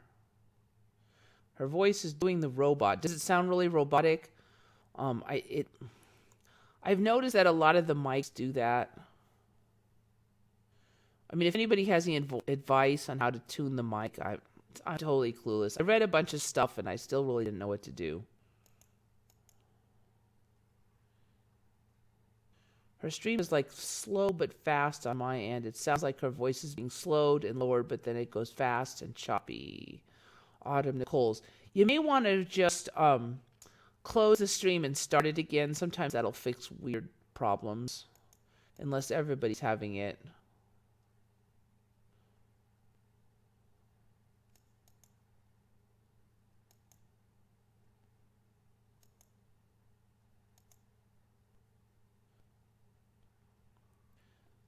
Search the Lord's Prayer and see what the first hit is.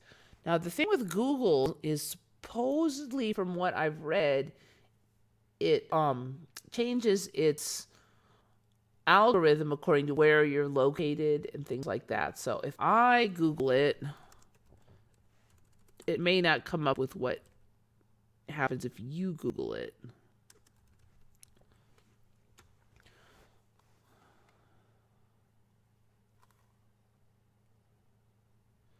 Forgive us our debts as we also have forgiven our debtors. That's what comes up for me. Okay, but this image over here shows trespasses. That's my original. Trespasses, my original. Then it changed to debtors. No signs of sins here, but...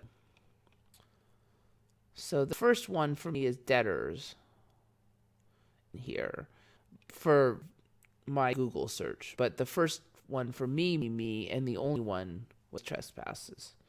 We covered that last week, though.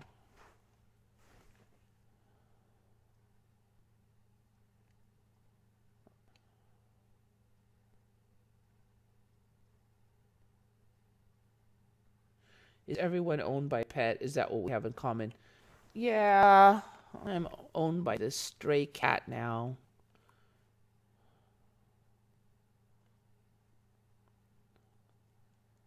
He's a real sweet kitty, though. I was just out buying him the super high-end cat food. One thing about cats, they don't eat nearly as much as dogs, so you can spend more on their food.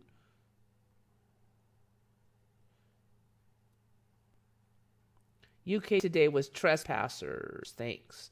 Yep. got the mic on the wrong bit rate. You chopping, clipping a bit. You know, I have not changed the mic at all other than to bring it closer to my mouth.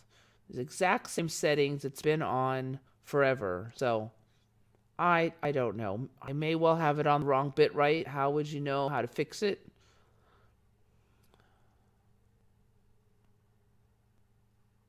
Anyone here see a lot of 444 a lot? 4/4s are my number. I don't see a lot, but I just know it. I don't know how to describe it. The 44s, that's my number. All right, let's see. So I got Cell and Hellion. Okay. This one. Tophagus.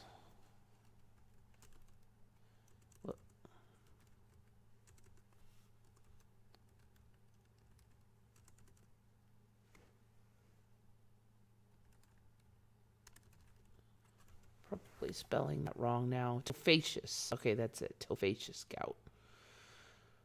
All right. And I've studied gout before because a family friend had gout. There was nothing called tophagus gout before. And that's the hand that you see over there in the thumbnail. So before in my timeline, if you got gout, there would be crystal buildup in your joints and it would swell and hurt. But then after you got the gout controlled, the crystals would dissolve again and you would be fine, although it could cause some nerve damage over time. Well, in this timeline, the crystals can just build up permanently and make these things called tophi, which are like these just crystallous blobs that are just ridiculously gross. 10 times worse looking to me than any... So these are like, oh, look at that guy's hand. Sphere tophagus gout. I didn't have this, let's just say. So these are tophi, which are these crystal buildups, and they can go in and they can remove this with surgery, apparently.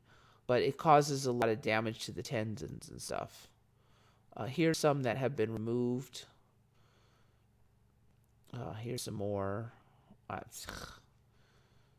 Oh, these are kidney stones. I take it back. These are tophi. So, I don't know. I'm just going... Now, this timeline has a lot of gross stuff, and this is one of them. There was no tophagus gout. So, I guess this is some imaging of what's going on in some of these hands. Anyway, gross, I know. All right. Here, this one is less gross by far.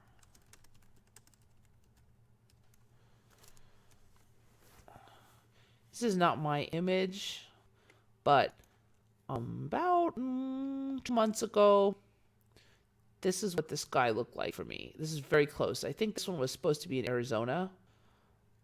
Absolutely freaking apocalyptically beautiful.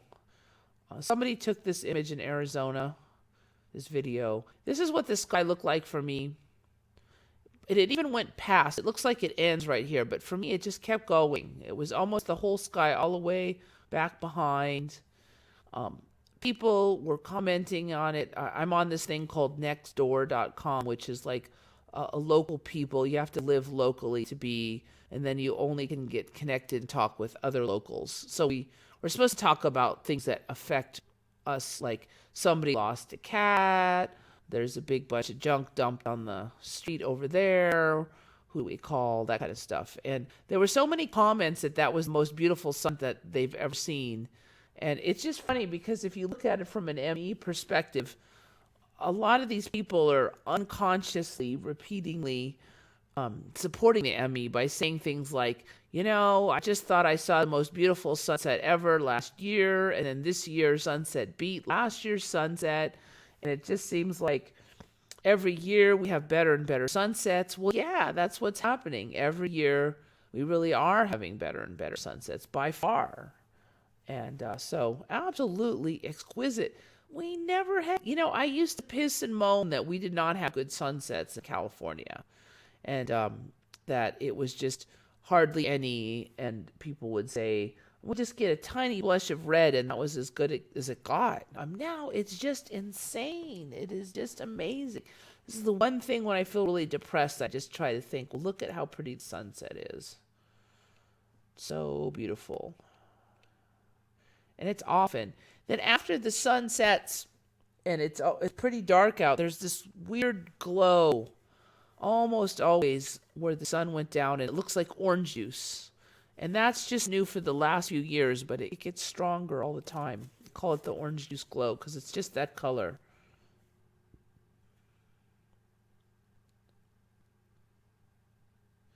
I heard Fruit Loops flip back to Fruit Loops. It's been FROOT for me for a while. It was originally UIT.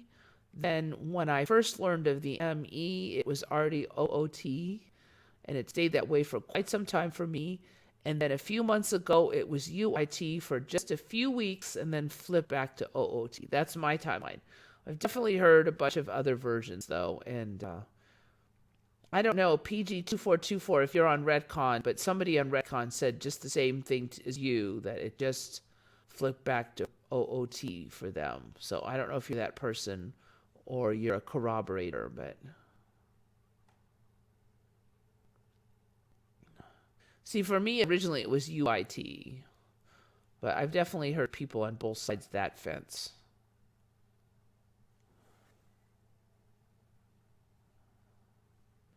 Maybe we all need the Lucky Charm needles. Lucky Charms. Did anything happen on Lucky Charms? Was there any Lucky Charms Emmys? I don't remember any.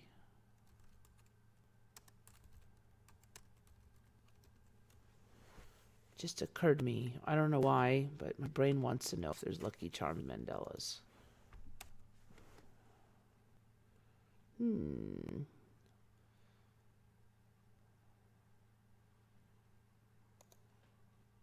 Let's try shutting that one and try over here. I wonder if I've lost signal. It's refusing to do the search. All right.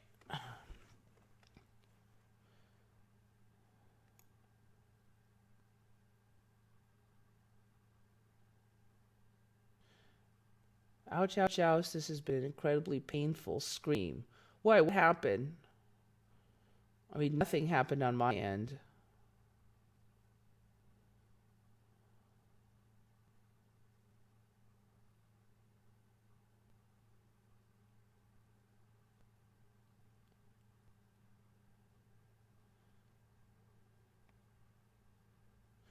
It was UI that it went to OO. I have not seen it ever change back. Okay, for me, it's changed like 4 times. So UI to OO, OO to UI, UI to... Okay, that's 3 times. That's beautiful. I've never seen my sky look like that before. Yeah.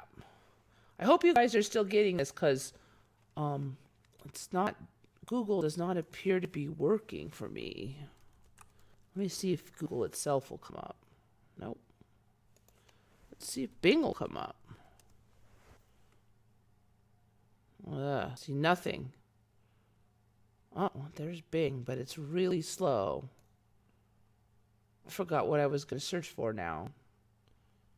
I guess the ME has accomplished its mission.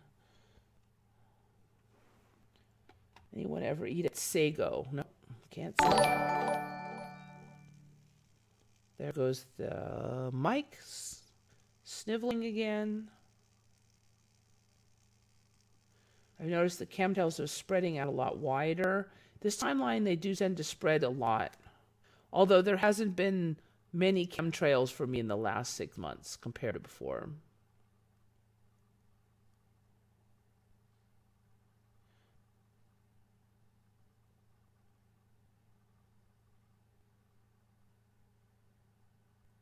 All right, something good happened with Andy. Oh, are you? No way. NT 300. Is that actual dollars? Whoa. Well, thank you. I don't think I even know you. I'm kind of shocked, actually. Thank you so much. I appreciate that. Wow, I could almost pay back. Well, I could pay back 1/3 of my investment now. Dang. If I find a mic expert, I will pay them $300 to come down here and set up my computer properly. Because I read on it for hours, but I don't get it. I mean, you really have to know what you're doing, apparently. And you can't just copy it because everybody's setup is different, so.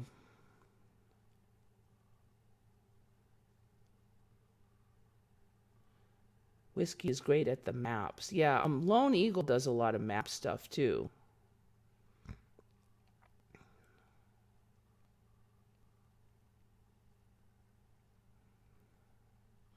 Not in US dollars. Oh, okay. What is an NT? I have no idea. NT. They put the dollar sign there to confuse me.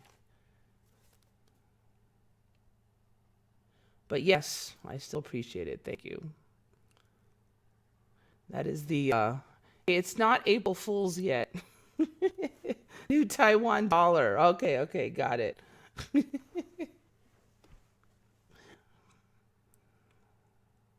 Anyone worried about aluminum and chemtrails should look into silica. Why is the color changing on the donation capsule? Yeah, actually, yeah, that's true, huh? Beats me. I don't know if it's due to how much you donate or what. I don't get that many of them, actually. $10. Thank you. That's more like a normal donation. But I don't get very many, so $10 is still like $10 more than normal. New Taiwan dollars.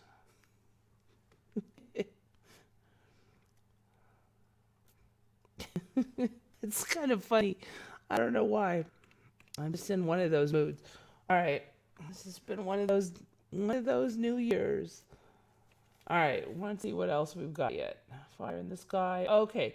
This is not my Emmy exactly, but a whole bunch of people on Redcon have been talking about it, and it's the water in the Grand Canyon. How much water flowed through the Grand Canyon for you guys in your original timeline? What do you remember them saying about the amount of water, the river that originally cut the Grand Canyon? What was going on with that river? So that's the Emmy. Now, this is not my Emmy. I do remember some water flowing through. And I do remember them saying the water had lessened a lot, that drought and this and that. The water levels were kind of low, and it was bad for the environment. But I do remember there always being water still. I don't remember it. But apparently, a bunch of people remember the water being mostly dried up in the Grand Canyon, and they're just being like empty rivers without water, just like channels, and it mostly only flowing during rains, which is interesting because there is a dam apparently, and I did not know about this. I have no idea if it's an Emmy, but I'm not an expert. But there is a Grand Canyon Dam. So if there was a Grand Canyon Dam, it wouldn't be that weird for there not to be water going through. I'm a little suspicious about the Grand Canyon Dam because in the past, when they were talking about the lack of water, the lessening of the water, they didn't say anything about a dam blocking it. They just were saying it was environmental issues of upstream being taken for agriculture, but they didn't say it was a dam, because if there's a dam, you could let more water out, but they never saber rattled for more water to be let out. So I don't know, that's a stretch and I can't really say, but there is one thing about the Grand Canyon that is totally new for me. I saw this one about 2 years ago, but it's getting more extreme for me. I may have brought this one up before. Stupid mic. I don't know if you can hear that obnoxious noise, but okay.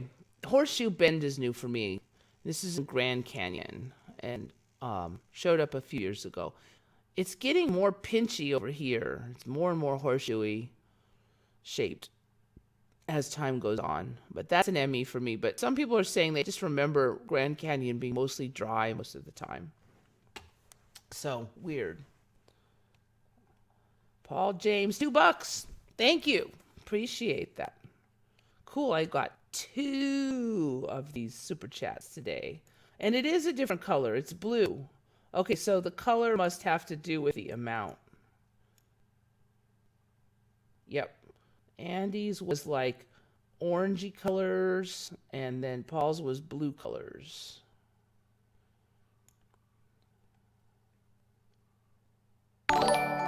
So anyway, like I said, not my and me, but a lot of people were saying they remembered the Grand Canyon dried up. And that's interesting. They remember just seeing like dirt. Now, Lone Eagle did a thing about a year ago about the Grand Canyon, and he said he does not remember the Little Colorado River. And I can't say I was a total expert on the Grand Canyon, but one thing I have been seeing the last year is really dirty, muddy-looking waters at the Grand Canyon. And those are coming from the Little Colorado River. And I've never saw that before like a year ago, these dirty, dirty-looking waters. So for me, that is probably an Emmy. 2-hour mark. See, I don't hardly have any Emmys today, and already I'm 2 hours. It was great for Colorado River over thousands of years. See, now there's 2 Colorado rivers. There's Colorado River and Little Colorado River. So what they're saying there in their timeline, the Colorado River had carved it out, but then Colorado River has now in current time mostly dried up for them for a while. Now for me, they were saber rattling that it was much diminished and it was bad for the environment. There was still water in it.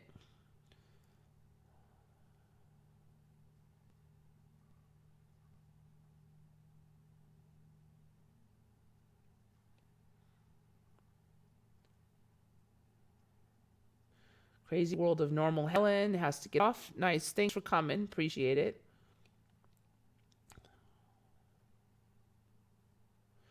All right. All right. So no people really. Oh, are you kidding me? So I've got. So Emily Joy Eckert has given me a super chat. That's 3 in one day. Wait. 3 would be this. You could see what dits I am today. 3. Cool. And that's, I think that's pounds. So it actually be a little bit more than 5 in US dollars, I believe. Cool. So still blue though. I wonder if it's at around $10 it jumps up to the orange. Anyway, who knows? Doesn't really matter. It wasn't water that carved Grand Canyon, but a plasma strike. I know lately, the last few years, this whole electric universe is really popular. Yeah, I don't know. Maybe that's going to be the new storyline for a few years until some new storyline takes over. I have no idea what's true anymore. I mean, storylines just change. The histories of the storylines change. Everything changes. That's the donation sound. That zappy thing? I don't think so. Because I've gotten like 10 zaps, so I don't think that zappy noise is donation sound. I programmed in the donation sound, but it doesn't seem to be working anymore. I give up. All right, let's see. Grand Canyon, less water. Well, I think I've covered everything. Dovacious Scout. Check the other side. Yeah, I didn't really have a ton of Emmys. It's been kind of quiet for me.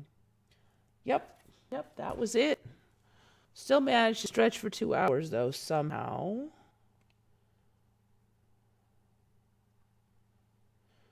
Let's see. Is giraffe hunt legal now? It costs only $3,450 to kill one. That's an interesting thing you bring up, because I have noticed the last year or two, they used to be endangered, and then they were saying they would allow you to shoot a few in areas that had more and then they would charge you so much that they use the money to save the other ones. A lot of the animals that were endangered for me are just less endangered now. And as much as they say, oh, there used to be millions, there's more now than there were in my old timeline. So I would not at all be surprised if that is ME related. I would not. It is suspicious. They see, the thing for me is it's like this. They'll say, oh, there's 500 left and there used to be 3,000 or 10,000, right? And so there's only 500 left now. And then a year later, there's only 5,000 left now and there used to be 50,000. And so the story keeps increasing that there's fewer and fewer, but yet with my eyes, I'm seeing more of them, or at least my eyes on the internet, I'm seeing more and more of these things. So the actual change is the reverse of the storyline for me when it comes to animals. So I think giraffes, there used to be just one kind of them. There's like 4 kinds now. All have different stripe patternings now. There's multiple kinds of rhino, all kinds of stuff. It just used to be one. So when the new animals show up, when the new species show up, they always are critically endangered. Almost always are critically endangered. And then as the years stretch on, they become less and less endangered. So it's the reverse of what they tell us on the news. So I don't know what to make of all that, but I'm really suspicious about the whole endangered species thing now. I mean, I don't know if in some other timeline they really did go extinct and I'm just moving laterally through the timelines. In this past, there really were more of them. I really don't know, but it's hard for me to take it seriously when they say they're going extinct, and then 1 year later, there's 10 times more of them than there were last year.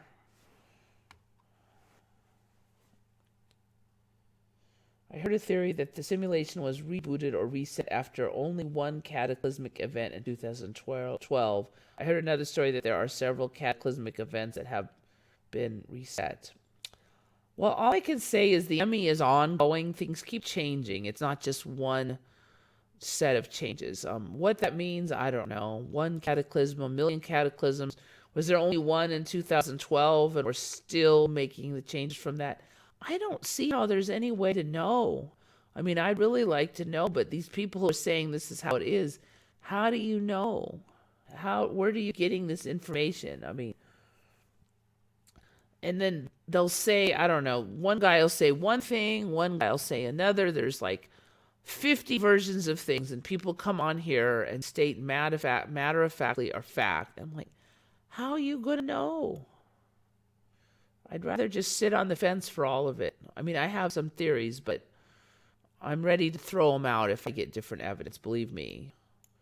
If the evidence points somewhere else, then I'm ready to shift, because I'm not going to cling on to any theories. We just don't have enough data right now. Darkwolf's Den have seen a good video on nuclear scientists who built nuclear power stations.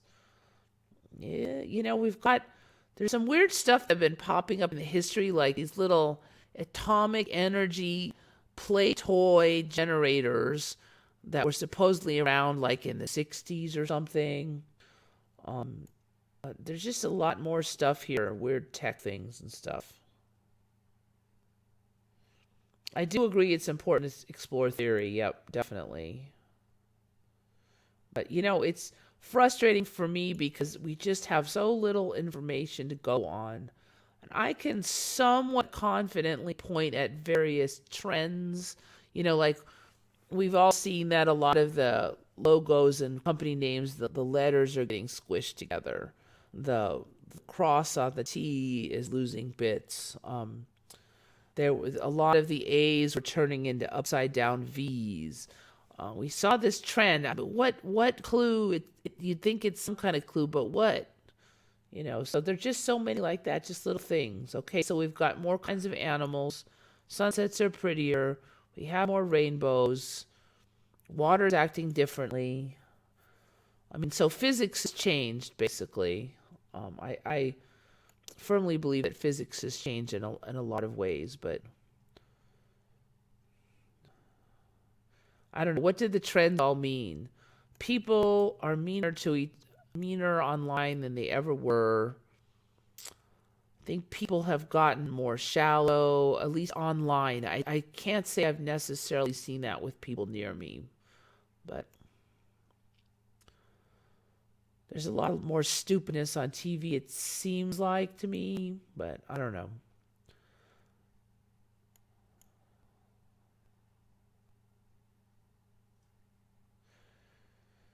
Is it possible there's someone in high clearance in a government that actually does know the truth about everything? Stephen Tracy. I used to think that. I used to think, like, what the heck, there's got to be really smart think tanks and deep government trying to figure out what the heck. I just don't know anymore. I mean, people are such denial. People around are like, nope, nope, nope.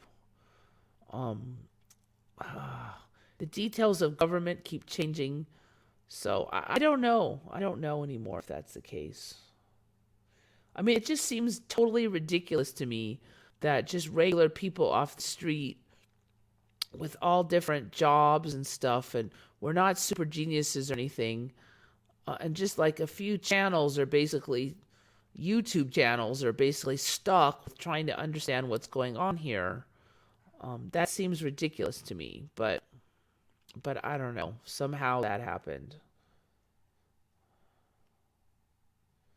I mean, I want somebody to come and give me all the answers, but they're going to have some evidence to back up, let's just say.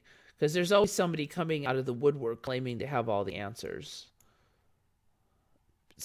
Some people are pretty good at spinning some tall tales, but there's going to have to be evidence.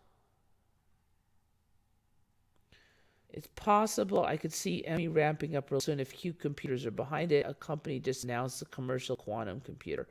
Yeah, I don't know. If Q computers are on it, they should be ramping up more and more. It's actually been a little slow on the Emmy front for me lately, though. I don't know. See, in my old timeline, quantum computers were decades away. Suddenly we had them already. So even those computers are an Emmy. I don't believe physics is changing. I believe the perception of physics is changing. Well, I will tell you that in my old timeline, lizards could not walk on water. Only little tiny bugs could walk on water. Also, the way water falls now, it makes these little BBs in the shower. That's different. The 3 levels of clouds that we see now, those high stratospheric clouds, weren't there.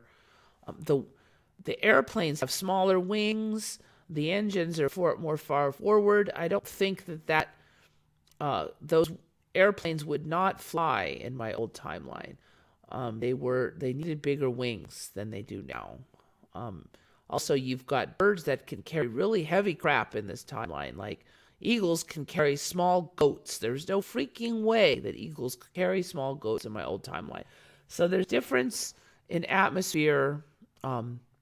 There's a difference. I think there has to be a difference in physics with the water changes. These weird ice hair and these ice flowers, those weren't possible in the old timeline. So I don't think it's my perception. Those things just weren't there. And in order for those things to be there, I think physics has to be different. So anyway, that's my argument for it. Somebody knows something but ain't talking. I hope that somebody's studying this. I hope they're figuring something out. I mean, it's just sad if it was just me and a couple YouTube channels in charge, because that's just sad. I mean, there's no way I should be the one in charge and a couple other channels. There's no freaking way. I don't know. Makes me really wish I studied harder in school, though. I mean, I just don't see how it's not. That's what gets me. It's like, dang, I want to know the answers, and it's pretty sad if it's just a few of us like me stuck with trying to figure it out, because I don't even know where to start.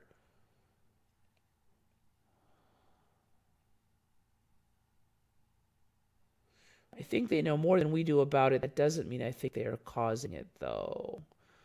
Yeah, I don't know. I don't know. I could definitely see it both ways. I could see them totally studying it. I could see They're just thinking we're all nuts, and then some of them thinking we're not, but keeping their mouth shut for fear of losing their job. I could see that also. Or, maybe large chunks of reality are just an illusion and they're NPCs, you know? So if they're all non-player characters, they're all going to be touting the party line of the current reality. And so they're not going to see any of this stuff.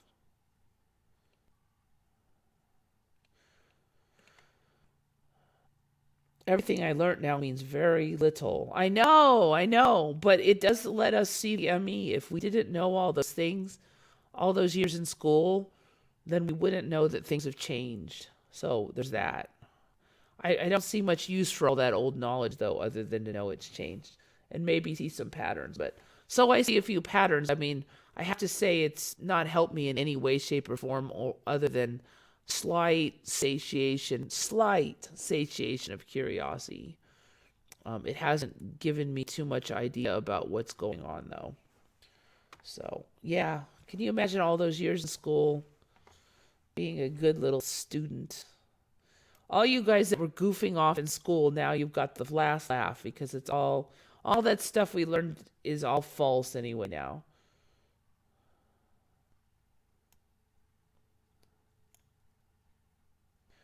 I saw someone show a test their daughter had in school. It was about the ME.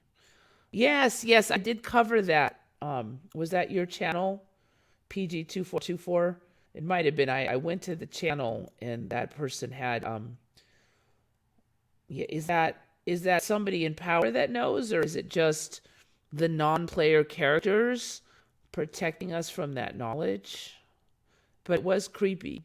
That was creepy. Yeah, I did cover that one because it was creepy.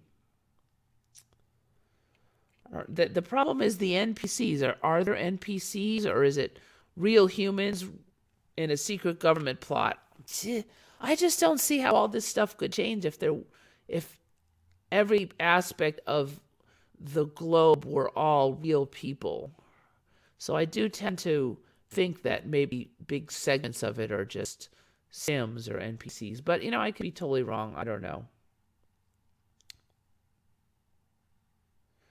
I don't recognize myself anymore. Referring to my past feels so impersonal, like hearing someone else's history. Alicia Plasinski Tapia. I do really feel like in the last 5 years, there's a huge fuzzing. It's just hard to remember my childhood. It just seems like it's somebody else. The names of people I knew don't have that familiar feeling anymore. It's like something I read in a book, almost. I was just commenting on that to myself, basically, this last week. A friend of mine I met somebody with the same name as a friend I had when I was a child, and yet that person's name now doesn't seem. I don't know how to describe it. I just don't, but I just feel like my whole it's very hard to remember my past now. Very hard. It's like there's just nothing there. I don't remember any Emmy stuff either, though. It's like a fuzz, which is irritating. I just feel like my roots are the roots of my personality are fuzzed out, and it just seems unbalancing.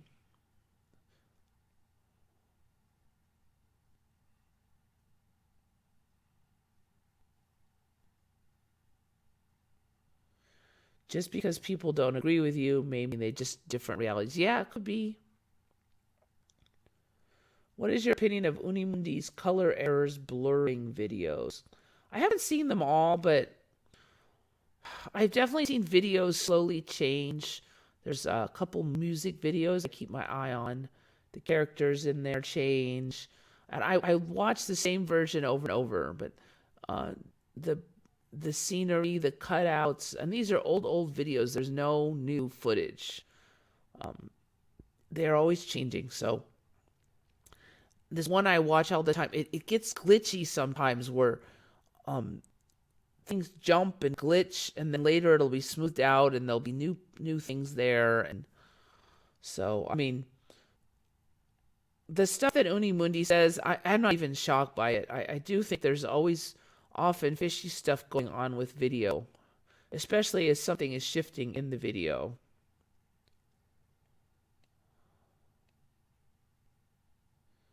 In my past, Mikhail was a common name in USA and worldwide. Now it's just common in France, where I'm from.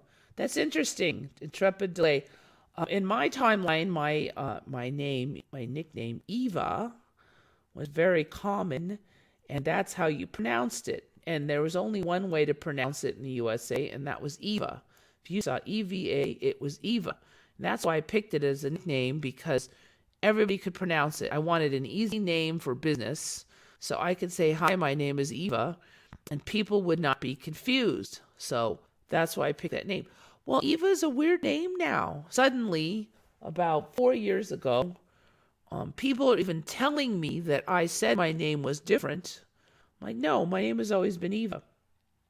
So apparently Ava or Evie is the more common name here. These are both versions that, other than Ava Gabor, who was foreign, I had never heard of an Ava other than her. So anyway, I don't know what to do with my nickname now, but I guess I'm just leaving it. But every time somebody goes, oh, that's an unusual name, I'm just like, you can't escape the ME. It's even in my name now. Same thing with George's, was an S at the end. I don't remember that one. Different timelines, definitely. My dad had a brown dog, and now it's black. Nothing really surprises me. This one dog I knew, his name was Zoe. Always Zoe. Now that dog's name is Zoe. She thinks I'm nuts for thinking it's Zoe. I'm having a heck of a time stopping calling it Zoe. It was Zoe for 2-3 years. Now it's Zoe. I thought she was joking when she said that.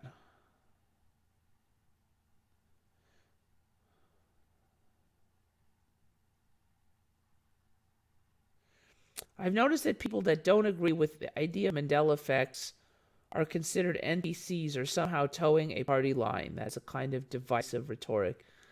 Yeah, I think we have to be careful about spreading any hate. I don't know what is going on.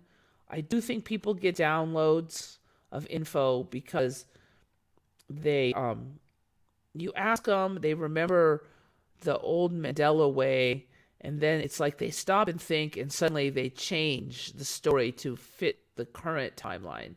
So I don't know what that means. If they're just more hooked into the Matrix, they're more affected by the Matrix. A lot of these people are really nice people. I know they're good people in many ways. Maybe I'm just way more stubborn and more like refusing of things of the input than they are. I don't think it makes me a better person than them that I see the ME. A lot of these people are nicer people than I've been. So I think we have to be careful about passing judgment and being prejudiced against people. We don't know what they are. They may be great people. So I just try to treat everybody with the same respect they treat me. But on the flip side, I'm not going to ignore a theory or an idea that has to do with the ME just for fear that it may be used wrong. I'm not going to do that. I think there may be NPCs, and I'm not going to not say that. Just don't be jerks, people, is, a good piece of advice is all. Eva is pronounced Effa in German. Yeah, I can't say how it was in Europe. Now, I can only say how it was here always. That's all I can say. Ava Braun. Yeah, oh yeah, Ava Braun would be another one. But see, those are all European pronunciations. This is America, and it was Eva.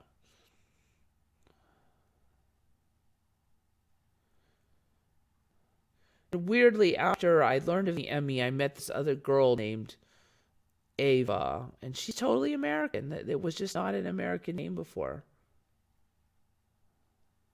What if they come out and say Mandela Effect is some kind of mental illness? They've already come out and said that the belief in aliens and UFOs is. I don't think it's really stuck that the beliefs in aliens, UFOs is a mental illness. And so many people believe in it that 60% of the population has a mental illness of aliens? Nah, nope. I could think that the Mandela Effect is a mental illness if we all remember different things. And but some of them are just too specific, like Dolly's braces and stuff. So I'm going to trust myself. If they say it's a mental illness, then why did this mental illness exist in the 70s and 80s and 90s and the 2000s? So nope, I don't think so. Whatever. I mean, if it becomes a serious problem, what I've seen is you can act really weird and have a lot of weird ideas as long as you pay your rent, and don't scare the crap out of your neighbors, and don't yap about weird stuff to people who don't want to hear it. You can talk all you want on YouTube. You can talk to your like-minded people. Just don't scare the crap out of the normal people who are thinking more normal thoughts. That's a difference between crazy and eccentric. If you're not hurting anybody and you're not scaring anybody, you're just a little eccentric, especially if you're rich. And if you're older, they give you more leeway. So that's what I would say. Just pay your bills. Don't scare the crap out of people. Get work done or whatever you have to do to, basic functioning.